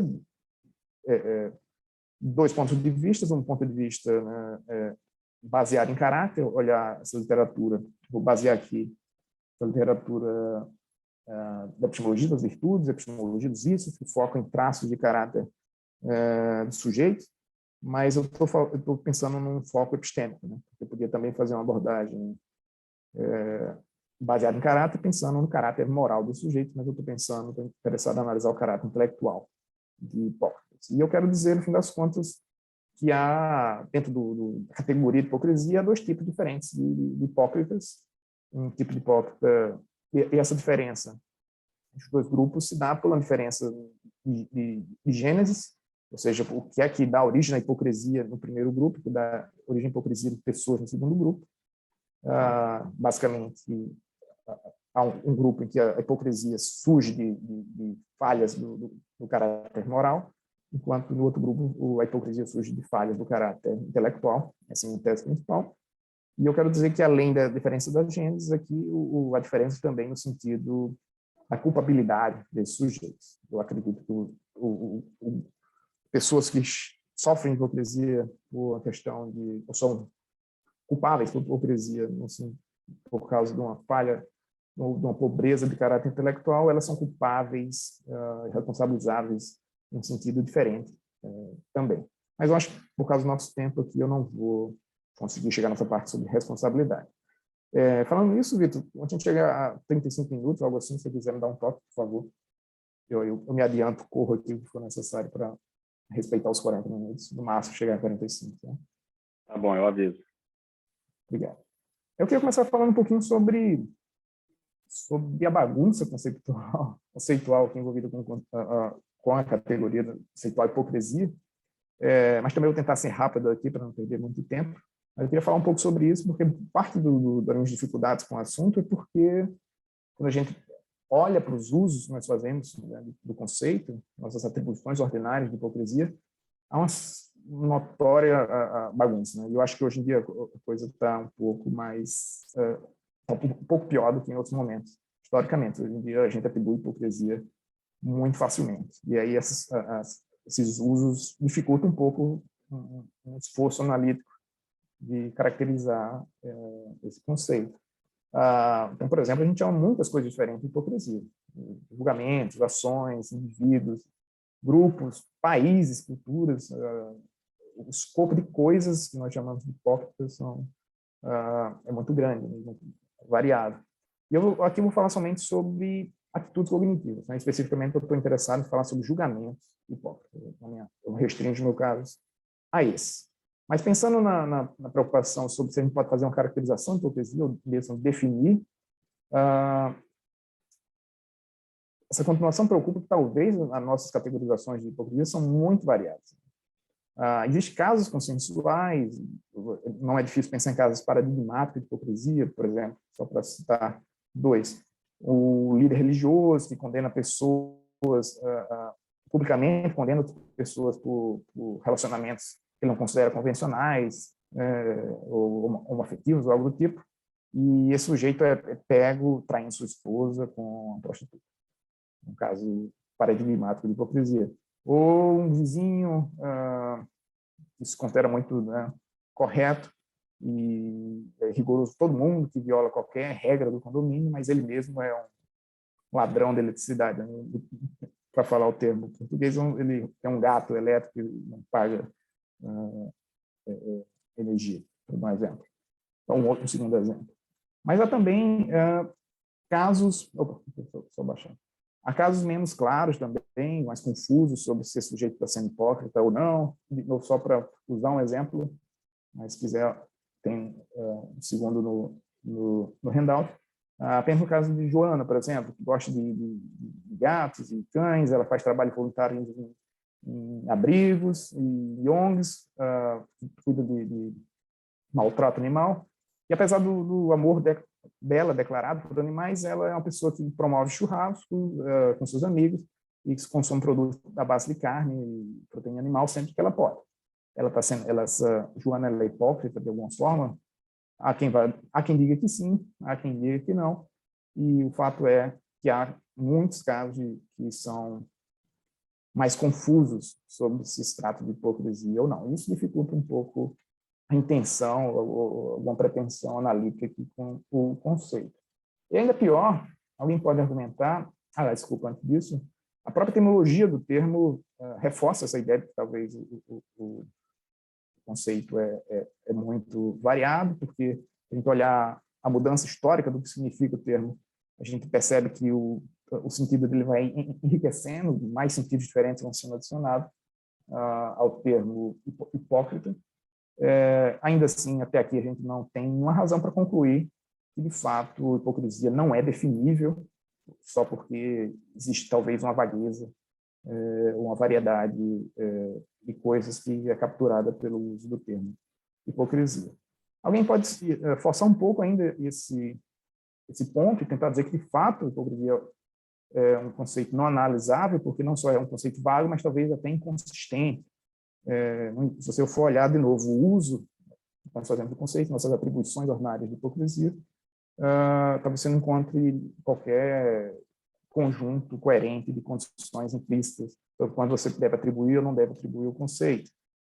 Por exemplo, acho que hoje em dia esse termo faz parte de um jogo muito distorcido, muito enviesado de descrédito moral. A gente chama pessoas hipócritas para invalidar as considerações dessa pessoa.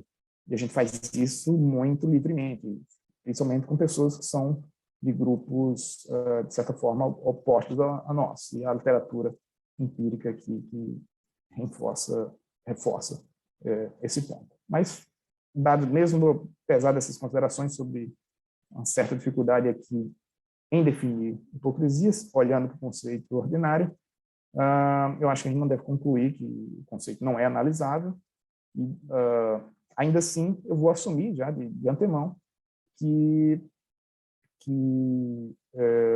hipocrisia tem o conceito de hipocrisia é um pouco, tem limites mal definidos, tem limites vagos, eu admito isso de antemão, mas eu também acho que existem sentidos diferentes aqui associados ao termo, e acho que a gente pode se conectar, aliás, a gente pode analisar, focar a nossa análise em um desses sentidos, que pode ser gerar uma categoria mais consistente, e aí satisfazer alguma pretensão analítica.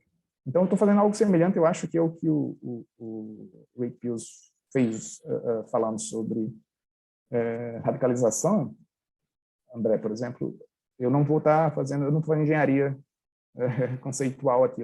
Minha intenção é capturar um sentido do termo que me parece já está lá, já está na nossa linguagem natural, certo? Vamos lá. Então, eu vou fornecer uma caracterização mínima de hipocrisia e, de novo, vou apelar para alguns casos, agora com o intuito de gerar uma caracterização geral, mas ainda assim que me permite avançar com a discussão que eu estou realmente interessado aqui. Então, 4 casos que eu vou apresentar. Minha intenção é separar esses 2 casos posteriormente entre os 2 primeiros e os 2 últimos. Acho que há diferenças significativas aqui entre os 2 primeiros e os 2 últimos.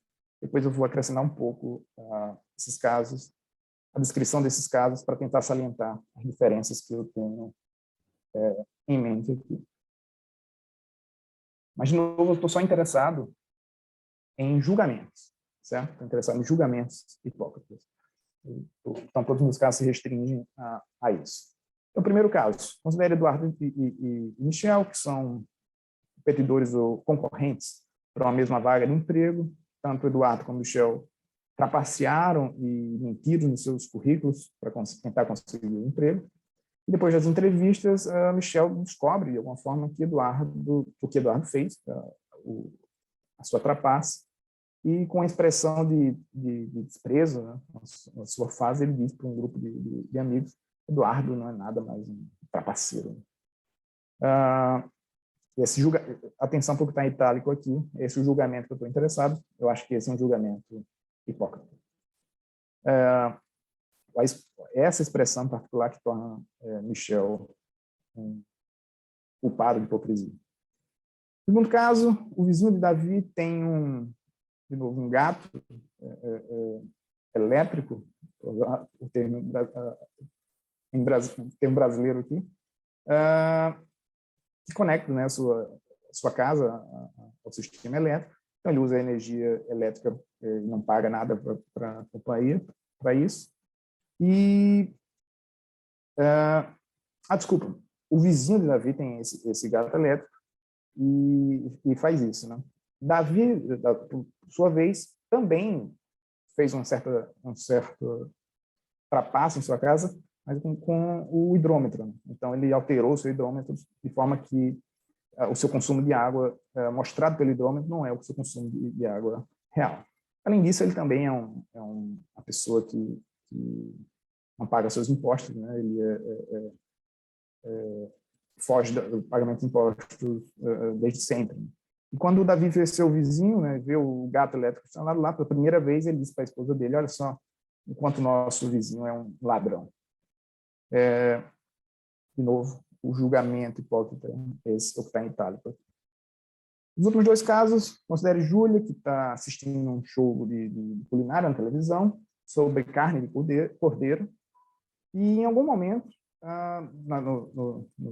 no programa, o apresentador vai até o curral, pega um cordeiro, mata o cordeiro, trata ele e cozinha um prato de cordeiro. Júlia fica muito chocada com aquilo e diz, né, coisa horrível esse homem fez, com o quanto ele é cruel. E ela realmente está horrorizada. Mas só que no mesmo dia, de fato, um pouco mais cedo, né, ela teve almoço ela teve cordeiro no seu almoço, um cordeiro que ela mandou abater para poder ter o cordeiro para o almoço.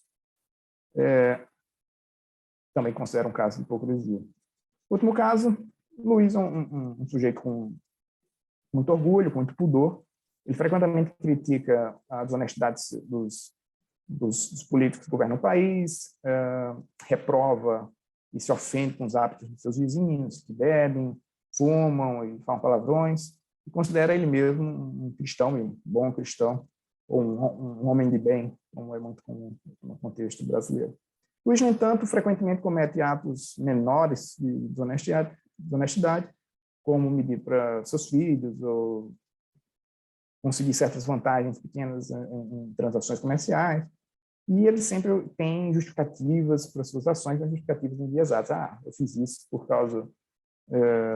só por causa dessa situação aqui, eu fiz isso por causa disso. Ele sempre tem uma certa desculpa enviesada sobre por que ele faz essas coisas. Certo? 4 casos aqui em que eu acho que os sujeitos são culpados de hipocrisia. Para uma caracterização geral, eu vou falar simplesmente 2 propriedades aqui. A primeira é sobre a inconsistência. Uma situação é uma instância de hipocrisia se ela envolve inconsistência entre as atitudes atuais, atitudes e comportamentos atuais de alguém e outros aspectos dos comportamentos e atitudes dessa mesma pessoa, certo?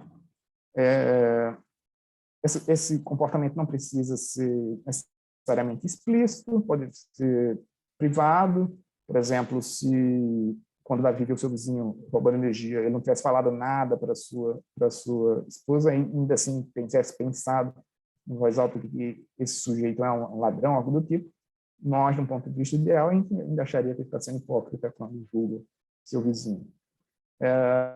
Essa inconsciência também não é só passageira, né, mas tem a ver com um certo tipo de posições mais estáveis, posições comportamentais mais estáveis. A inconsistência surge quando coisas do comportamento, dos compromissos, do valor desse sujeito, portanto, algo que dura por algum tempo, entra em conflito com outros aspectos do seu comportamento. Tá? Seguindo. E outro aspecto necessário aqui nessa caracterização de hipocrisia é culpabilidade. Certo?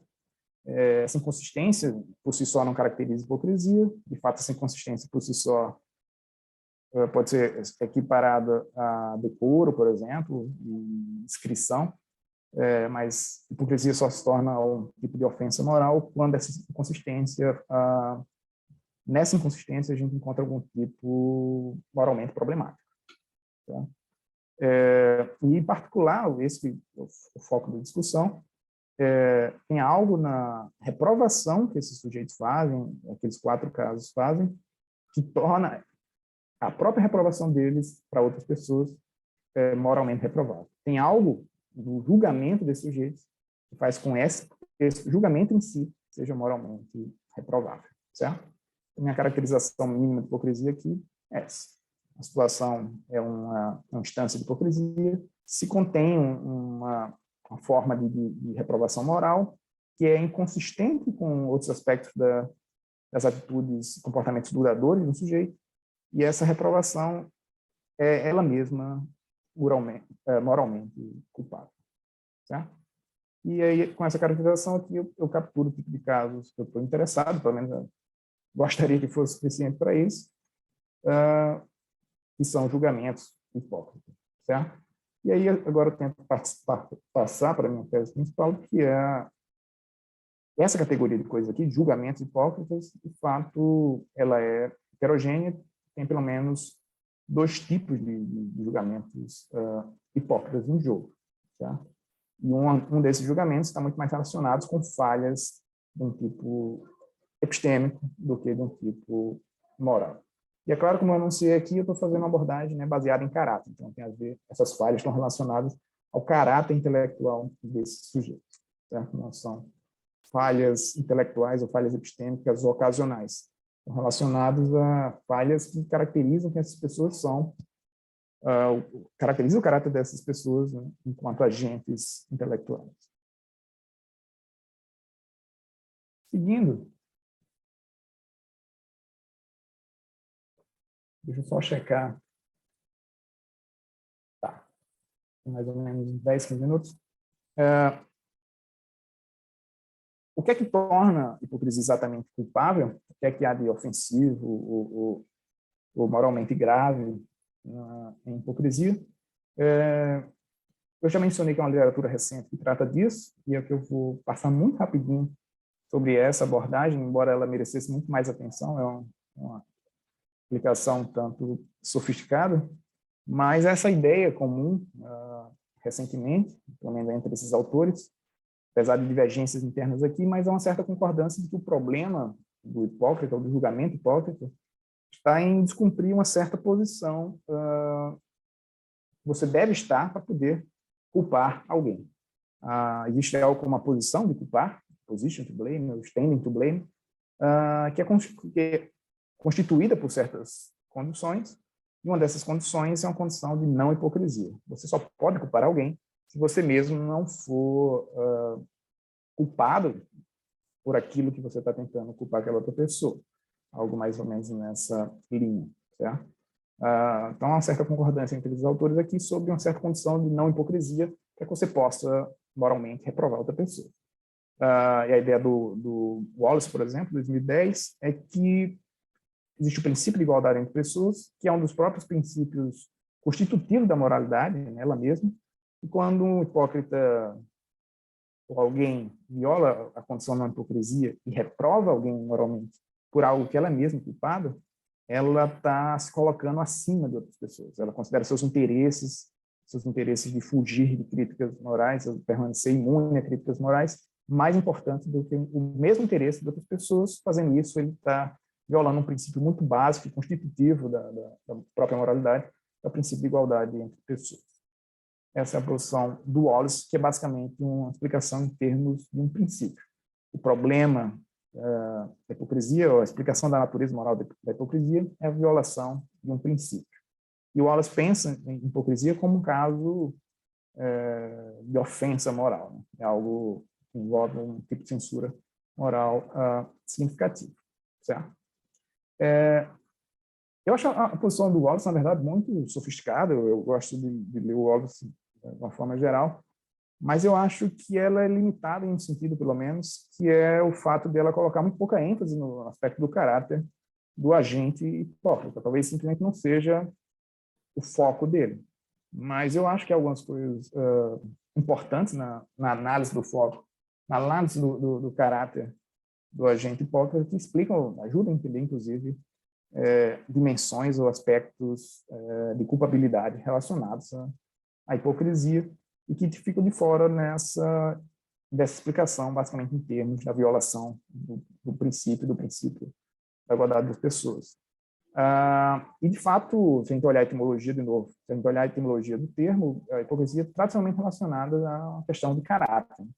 E casos flagrantes de hipocrisia, casos como esse que eu usei como exemplo aqui atrás, de fato, a gente não só considera que há algo moralmente grave, a violação de um princípio, mas é muito típico, no caso de hipocrisia, que você tenha atitudes de reprovação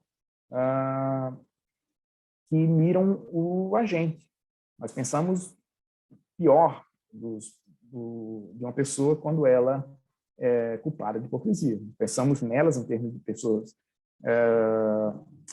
enganadoras, injustas, ou sem integridade, e nós pensamos menos delas, pensamos pior delas como pessoas. Termos, conceitos como esses que eu mencionei aqui, são defeitos de caráter. Né? Então, há uma conexão conceitual aqui com a ideia de hipocrisia com a ideia de falhas de caráter, não só do descumprimento de uma regra, descumprimento de um princípio. E eu acho que, por uma questão de ênfase, a abordagem do Wallace não dá muita atenção a isso. E eu prefiro um pouco mais a posição do Fritz e Miller, que falam sobre uma disposição diferencial de culpar. Segundo Fritz e Miller, o problema do hipócrita é que eles têm uma certa disposição, o que eles chamam de disposição diferenciar e culpar, ou seja, eles estão mais dispostos a culpar, repreender, criticar moralmente, etc., outras pessoas do que a si mesmos, e é nessa disposição diferencial que nós encontramos um problema, certo? Então, eu prefiro mais essa posição, porque eu acho que ela captura melhor a ideia de que tem algo também reprovável no sujeito, ou dá mais ênfase a isso, algo reprovável no sujeito que pratica a hipocrisia. Na verdade, disposição é algo que sempre uma pessoa tem, né? Então, a disposição é algo que alguém tem, não só não se trata meramente da violação do princípio, mas você ter ou não ter uma disposição que é problemática, certo? E minha pergunta, enfim, é sobre que tipo de pessoas têm esse tipo de disposições diferenciais para culpar outro sujeito. Aí é que eu vou finalmente para o meu tópico. Deixa eu ver se eu consigo só checar o tempo rapidinho. Acho que dá para chegar lá.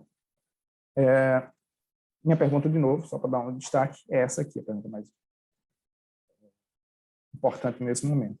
Que tipo de pessoas tem essa posição diferencial para culpar pessoas? Estão mais dispostas a culpar terceiros, mas não tem o mesmo tipo de rigor, ou não tem uma desculpa para tratar diferentemente outras pessoas e a si mesmo. Porque o tipo de pessoa trata mais amenamente a si mesmo e não igualmente a si mesmo, tanto quanto outras pessoas. De novo, para responder essa pergunta, eu peço para vocês pensarem mais uma vez naqueles 4 casos anteriores e pensar um pouco na diferença entre os 2 primeiros sujeitos e os 2 últimos sujeitos. Claro que ali, naquele caso, aqueles casos não estavam suficientemente descritos, então aqui eu acrescento um pouco de descrição do que eu tenho em mente. Vamos focar primeiro aqui no caráter moral desse sujeito. No que diz respeito aos traços morais desse sujeito, pelo menos Michel e Davi, eles podem ser descritos como pessoas que têm pouco pudor, pessoas que têm pouca little shame, não sei se é a melhor tradução, mas pessoas que têm pouco pudor moral, ou baixa índole, a gente diria. São pessoas que não sofrem de qualquer forma de saliente de ignorância moral. O problema deles não é que eles não sabem o que é certo, não sabem o que é errado. Eles, de fato, eles agem tipicamente estando bem cientes do que o que eles fazem é errado. Eles se importam muito pouco com o que há de errado no que fazem, quando trapaceiam pelo danos que isso causa, etc. E, basicamente, eles fazem isso em character, né? É algo que caracteriza quem eles são, esse tipo de comportamento. Tanto que essa trapaça aqui, descrita nos casos, não caracteriza, não descreve bem o comportamento geral desses sujeitos. Os seus malfeitos não estão restritos a esses casos.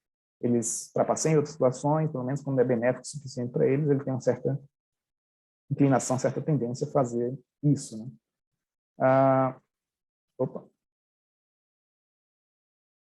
Muitas vezes, quando eles estão culpando outras pessoas, eles não são realmente sinceros, né?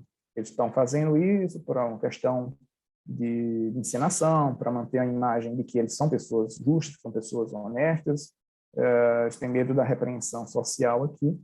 E quando eles fazem isso de maneira não sincera, esse comportamento não é acompanhado de atitudes reativas, típicas quando você culpa alguém.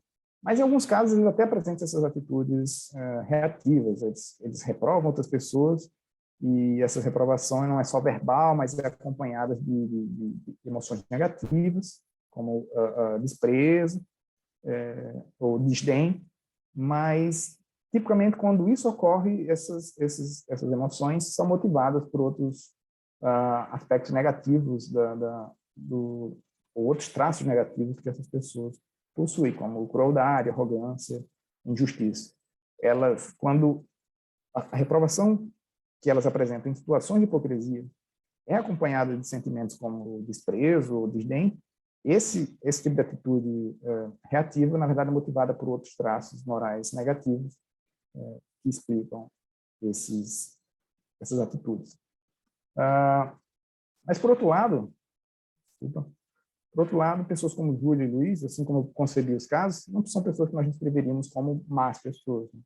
Embora ela falhe em reconciliar certos valores morais que ela possui e seu hábito de consumir carne de cordeiro e carne em geral, Júlia, de fato, é uma pessoa que se importa bastante com o sofrimento animal. E Luiz é uma pessoa que se importa muito com coisas como honestidade, temperança, justiça. E quando eles culpam outras pessoas de forma sincera e violam o princípio da não hipocrisia, na condição de não hipocrisia, na hora que culpa outras pessoas, isso não é motivado por traços morais negativos. Na verdade, nesse momento, eles realmente acreditam que tal princípio, tal regra moral vale, que tal comportamento é ruim, mas que também acreditam que eles não são culpados por tal coisa, certo? E é meu ponto, né, meu insight aqui, depois das considerações, que não é o caráter moral de Júlio e Luiz que explicam eles terem essa disposição de culpar diferencial, mas, na verdade, é o caráter moral pobre de pessoas como Michel e Davi que, evidentemente, está relacionado a isso. No caso de Michel e Davi, o caráter moral deles certamente está relacionado com a hipocrisia que eles cometem. No caso de Júlio e Luiz, o caráter moral pobre deles, se é que tem aqui, na verdade, não há um caráter moral pobre, no caso deles, não explica o fato que eles têm essa disposição diferencial para culpar.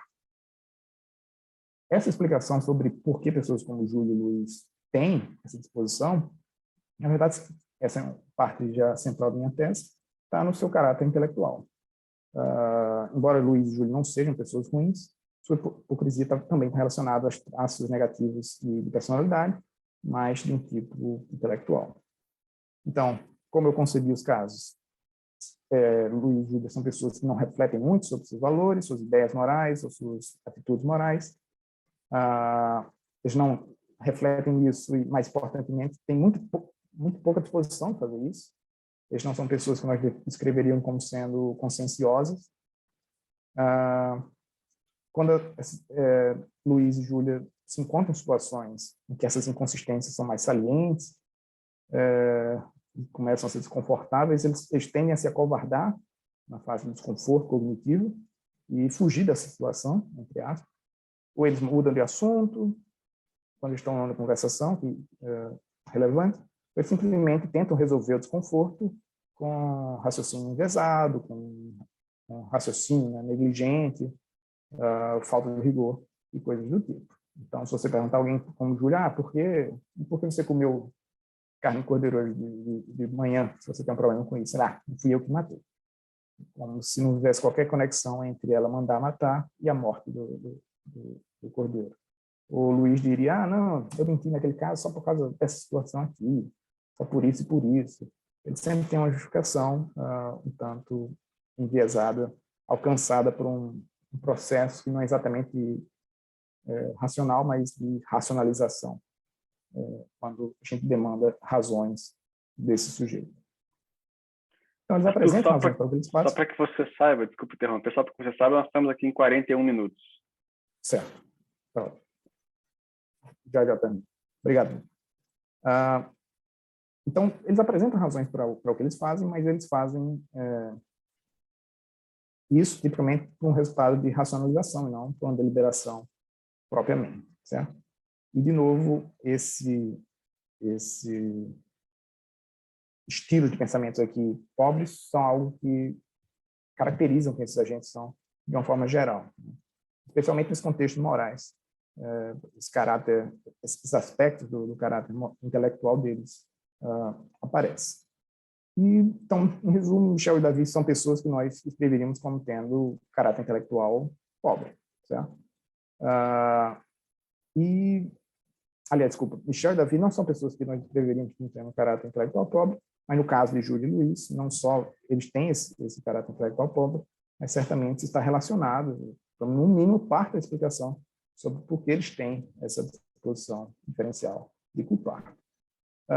Então, só para dar uma caracterização mínima aqui do que eu quero dizer com caráter intelectual pobre, nós temos a noção de virtudes intelectuais e vícios intelectuais do responsabilismo. Virtudes intelectuais são basicamente traços de caráter adquiridos, constituídos por um componente motivacional que mira fins epistêmicos, como conhecimento, posse de conhecimento, aquisição de crenças justificadas, compreensão, etc. A posse desses traços é estável, é louvável e epistemicamente benéfica para os seus possuidores. Então, estou pensando aqui na literatura responsabilista, Lazar e Jason Beer. Exemplos de virtudes intelectuais incluem esses exemplos. E vícios intelectuais, eu também estou adotando a posição motivacional aqui, são traços adquiridos, talvez não só traços de caráter, mas traços adquiridos, são constituídos também por motivos, mas maus motivos epistêmicos, para seguir o Tanesin, Alessandro Tanesin. Sua posse é estável, culpável e epistemicamente prejudicial para o seu possuidor.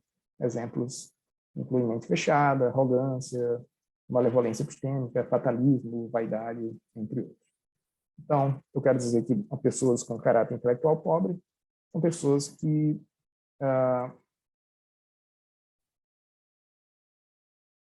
não possuem virtudes intelectuais ou possuem, de fato, vícios intelectuais. Certo? Eu não quero dizer que, para você ser uma pessoa com caráter intelectual pobre, você precisa ter necessariamente vício. Basta não ter virtude para que você tenha esteja sujeito ao tipo de tendência que inclina você a ser hipócrita. Né? Certo? E aí, por fim, aliás, desculpa, tem um passo anterior, mas minha tese principal é essa, né? Que parte das razões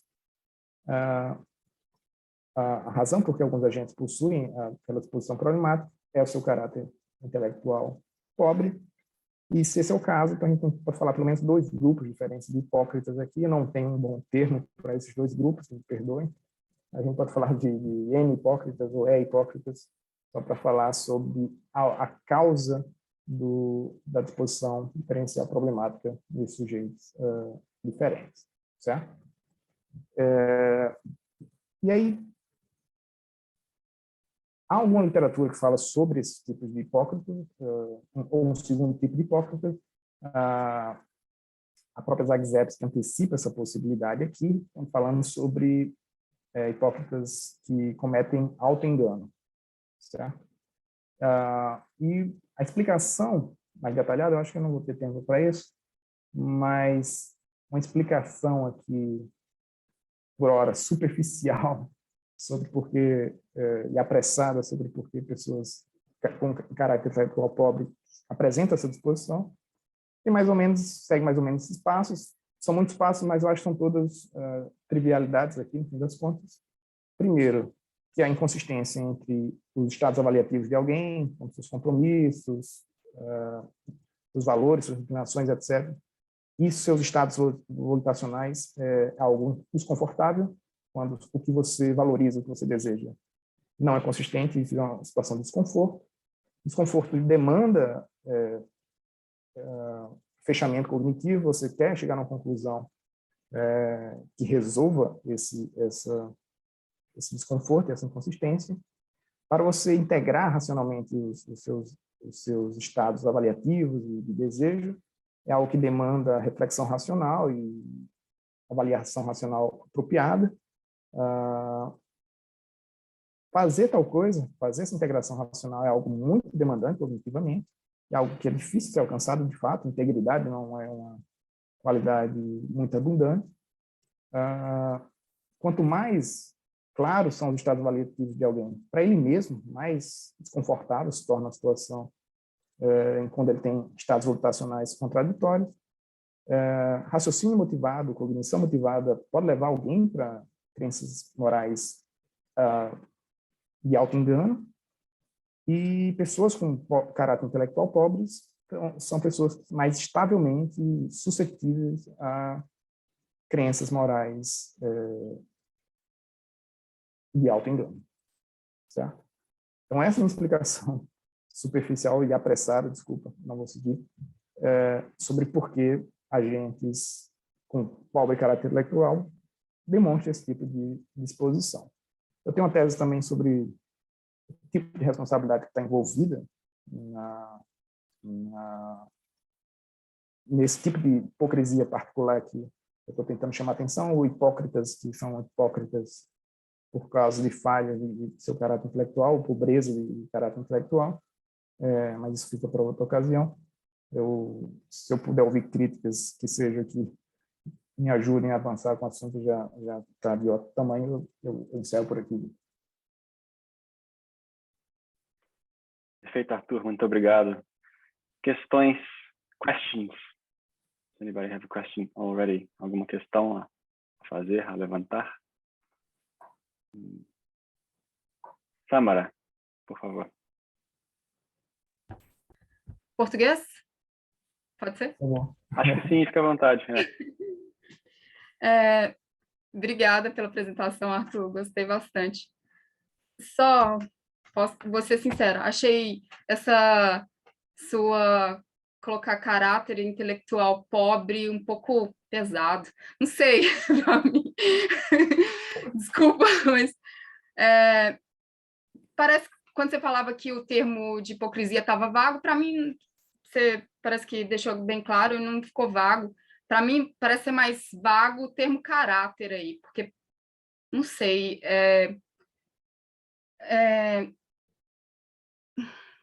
não é intelectualismo demais falar que uma teoria das virtudes seria colocar ela como intelectual. Eu não sei como é que isso está em Aristóteles, tem que ver. Mas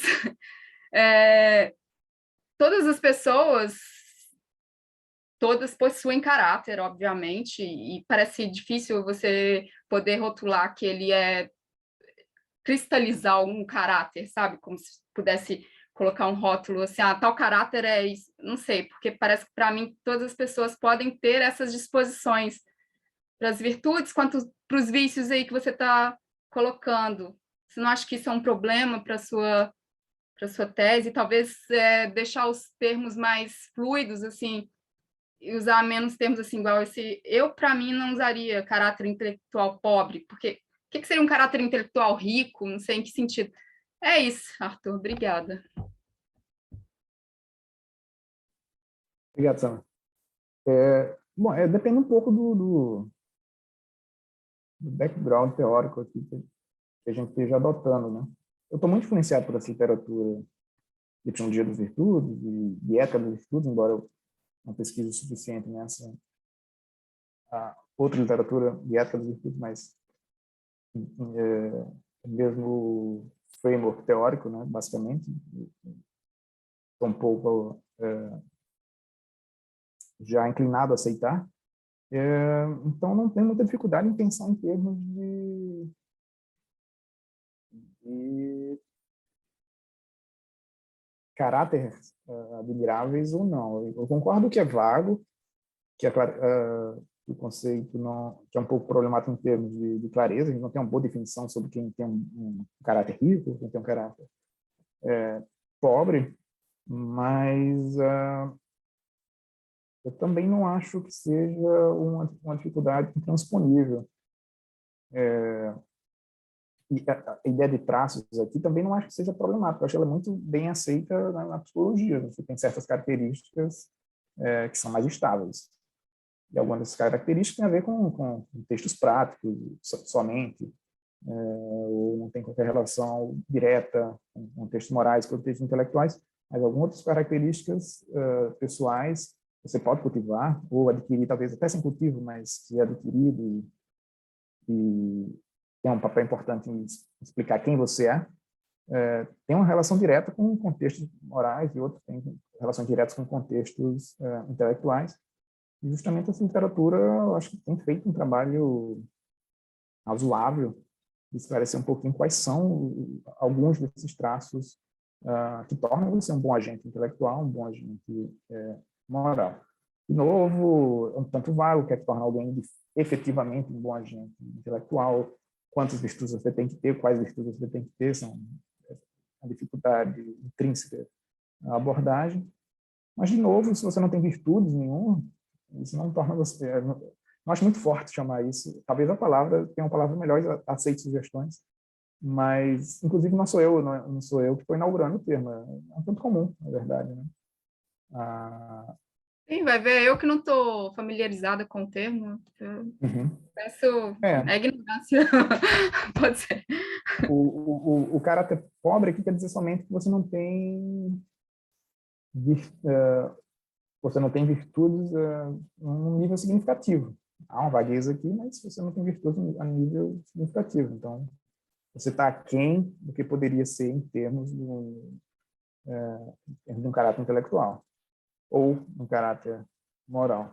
E ainda estou assumindo que há uma diferença aqui entre o caráter moral e o caráter intelectual, porque eu acho que se você não tem virtudes morais, isso não torna você um mau agente. Mas eu acho que... É porque eu acho que há uma diferença aqui, mas outro assunto. Eu acho mais difícil cultivar virtudes intelectuais do que morais. Então, acho que o estado normal, pessoas com graus muito baixos de virtudes intelectuais, e você tem um caráter intelectual rico, é uma coisa muito difícil.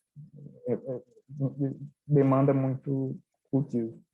Mas também, de novo, aqui não é uma explicação sobre o que é hipocrisia, mas é uma explicação sobre o que torna alguém um hipócrita. Então, acho que tem duas rotas bem diferentes. Você pode ser hipócrita por falhas pessoais de uma dimensão moral, ou você pode ser hipócrita por falhas de uma dimensão intelectual. Eu acho duas coisas, mas que atuam entre duas categorias. Porque a minha ideia de caráter ele só está fechado quando você morre, sabe? Assim, para mim, a minha ideia. E as pessoas todas têm essas disposições aí que você falou. Então, por isso que não dá para chamar alguém de hipócrita, porque qualquer pessoa que tem um caráter intelectual, ou pobre ou rico, ela vai ter disposições para ser hipócrita ou para ter outra... Entendeu o que eu quero dizer? Acho que sim. Obrigada. Eu que agradeço. Agora tem outro lado aqui que eu não explorei, ainda está muito incipiente, que é a relação positiva entre virtudes e hipocrisia. Eu acho que você esteja certo em dizer que todo mundo tem uma certa disposição ao tipo de cognição motivada que leva você ao auto-engano, que leva você a estado de hipocrisia. Acho que isso é um estado geral, todo mundo tem essa inclinação. Só que eu acho que um sujeito que é intelectualmente virtuoso, ele tem as capacidades para resistir a essas tentações. Né? E aí o sujeito tem as ferramentas para isso. O sujeito é intelectualmente vigoroso, intelectualmente responsável. O sujeito tem a capacidade de integrar os seus compromissos de valor com suas vontades, ou está mais preparado para fazer isso. A ideia é por aí. Obrigado. All right, so we are a little short in time. Nós estamos com pouco tempo. Então, André e Galen, por favor, perguntas um pouco mais curtas agora nesse final. André, por favor, sua questão. Ótimo, Arthur, muito legal, obrigado.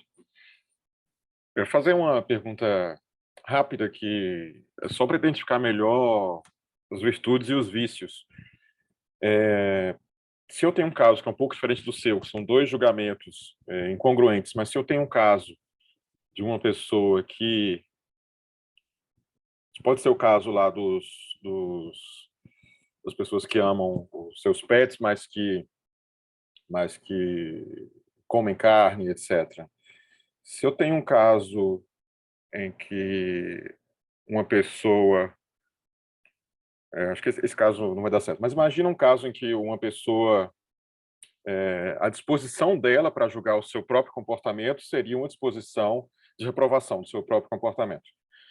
Mas só que ela não é um agente reflexivo, é um agente completamente não reflexiva, então ela age de uma maneira que termina sendo incongruente com o seu julgamento de outras pessoas. Esse é um caso de inconsistência entre ação e julgamento, diferente do caso de inconsistência entre dois julgamentos. Essa pessoa ela também está envolvida num vício, né? Intelectual também, né? Mas só que não é o mesmo vício em que está envolvida as pessoas nos seus casos, não é isso? Então, só para eu entender, esse caso está mais relacionado às decisões, à ação, do que julgamento? A minha ação, suponha, para voltar num dos seus casos aí, do ladrão de energia, né, do gato, que eu sou uma pessoa que rouba energia, que eu julgo as pessoas por roubarem energia, mas eu jamais refleti sobre a minha própria ação, e a minha disposição seria de me julgar negativamente.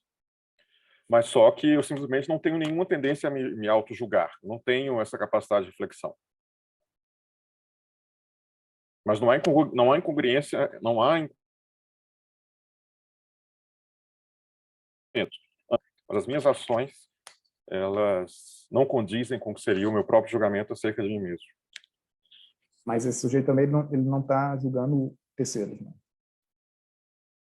Não, ele está reprovando os terceiros por fazerem o gato, né? Ele está fazendo, mas só que ele também reprovaria a si mesmo se ele saísse do seu modo de mero engajamento comum. Boa questão, bom cenário. Pode ser meio artificial, mas só querendo tirar de um cenário muito intelectual para um cenário que possa envolver... Achei relevante. Sim.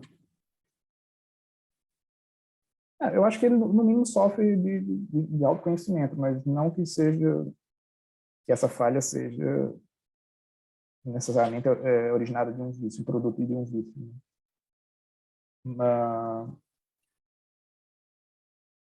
É um caso interessante. Uma pergunta, se de fato, não que seja a sua pergunta, enfim, mas uma pergunta relevante é se de fato há hipocrisia aqui, né? Outra questão é de onde vem se há, de onde vem isso, né? Não parece ser necessariamente de um vício, mas é necessariamente a falha em ter autoconhecimento aqui. Sim.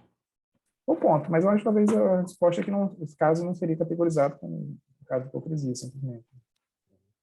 É só porque o sujeito não tem a disposição problemática de julgar terceiros, condenar terceiros, né, e ser ameno com si mesmo.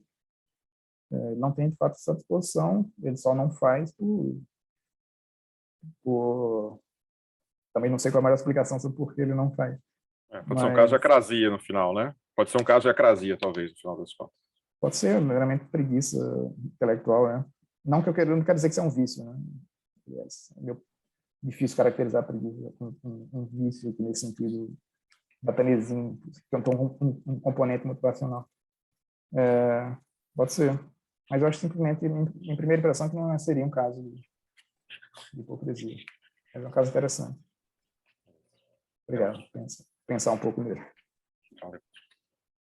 Muito bem. Galen, por favor. Oh, please, if you want to ask the question in English. Eu só queria destacar um resultado que me parece um pouco estranho da sua visão. É possível que uma pessoa tenha hipocrisia que é explicável em termos do caráter pobre dela, mas ao mesmo tempo é impossível identificar um traço de caráter pobre, porque, seguindo você, dentro da categoria dos caracteres pobres, é possível ter caracteres pobres sem ter vícios, sem ter traços de caráter pobres. Então, me parece só um pouco estranho essa combinação de visões. Eu não estou muito seguro disso aqui, tá vendo? Eu não estou completamente seguro disso aqui, de fato. A minha motivação aqui para dizer isso é que, pelo menos momentaneamente, me parece muito restritivo dizer que o caráter intelectual que contém, que está sujeito ao tipo de tendências que eu acho relacionadas à hipocrisia, que esse é um caráter que alguém tem vícios, especificamente. Eu acho muito forte de afirmar isso, talvez seja consequência de eu assumir essa posição da Tanezinho, que entende vícios de caráter como tendo elementos motivacionais. Então, eu acho que o caso comum é pessoas têm vícios intelectuais, mas o caso comum são pessoas que não são virtuosas, mas que não são repletas de vícios intelectuais. Acho que o caso ordinário é esse. Eu acho que qualquer pessoa, no caso ordinário, está inclinado a ter... Tem inclinações, não é tão forte, está inclinado a ter esse tipo de disposição problemática, ou disposição que nós consideramos originária de hipocrisia. Então, não queria dizer que não queria igualar esse caráter pobre a posse de vícios, porque eu acho que o caso ordinário não são pessoas repletas de vícios. Então, se eu adotar o framework do pacificação, acho que eu igualo mais o caso ordinário ao caso de pessoas com posse de vícios, mas eu tenho algumas outras razões para favorecer a posição da Tanezinho. Mas eu acho que está certo. Tem uma coisa aqui um pouco que requer um pouco mais de cuidado, mas eu nem tentei chegar aqui porque eu já tinha falado demais, mas o meu ponto também é que o que eu quero pensar, o que eu quero dizer é que o caso ordinário, todo mundo está sujeito a essas tendências, mas você tem uma disposição diferencial para culpar. Só que eu acho que está todo mundo sujeito a isso, só que o sujeito que tem vícios, ele é muito mais sujeito a isso. Mas o caso ordinário é um que todo mundo está sujeito a tal coisa. Mas eu tenho que resolver isso melhor, que como dizer, e caracterizar esse caráter pobre.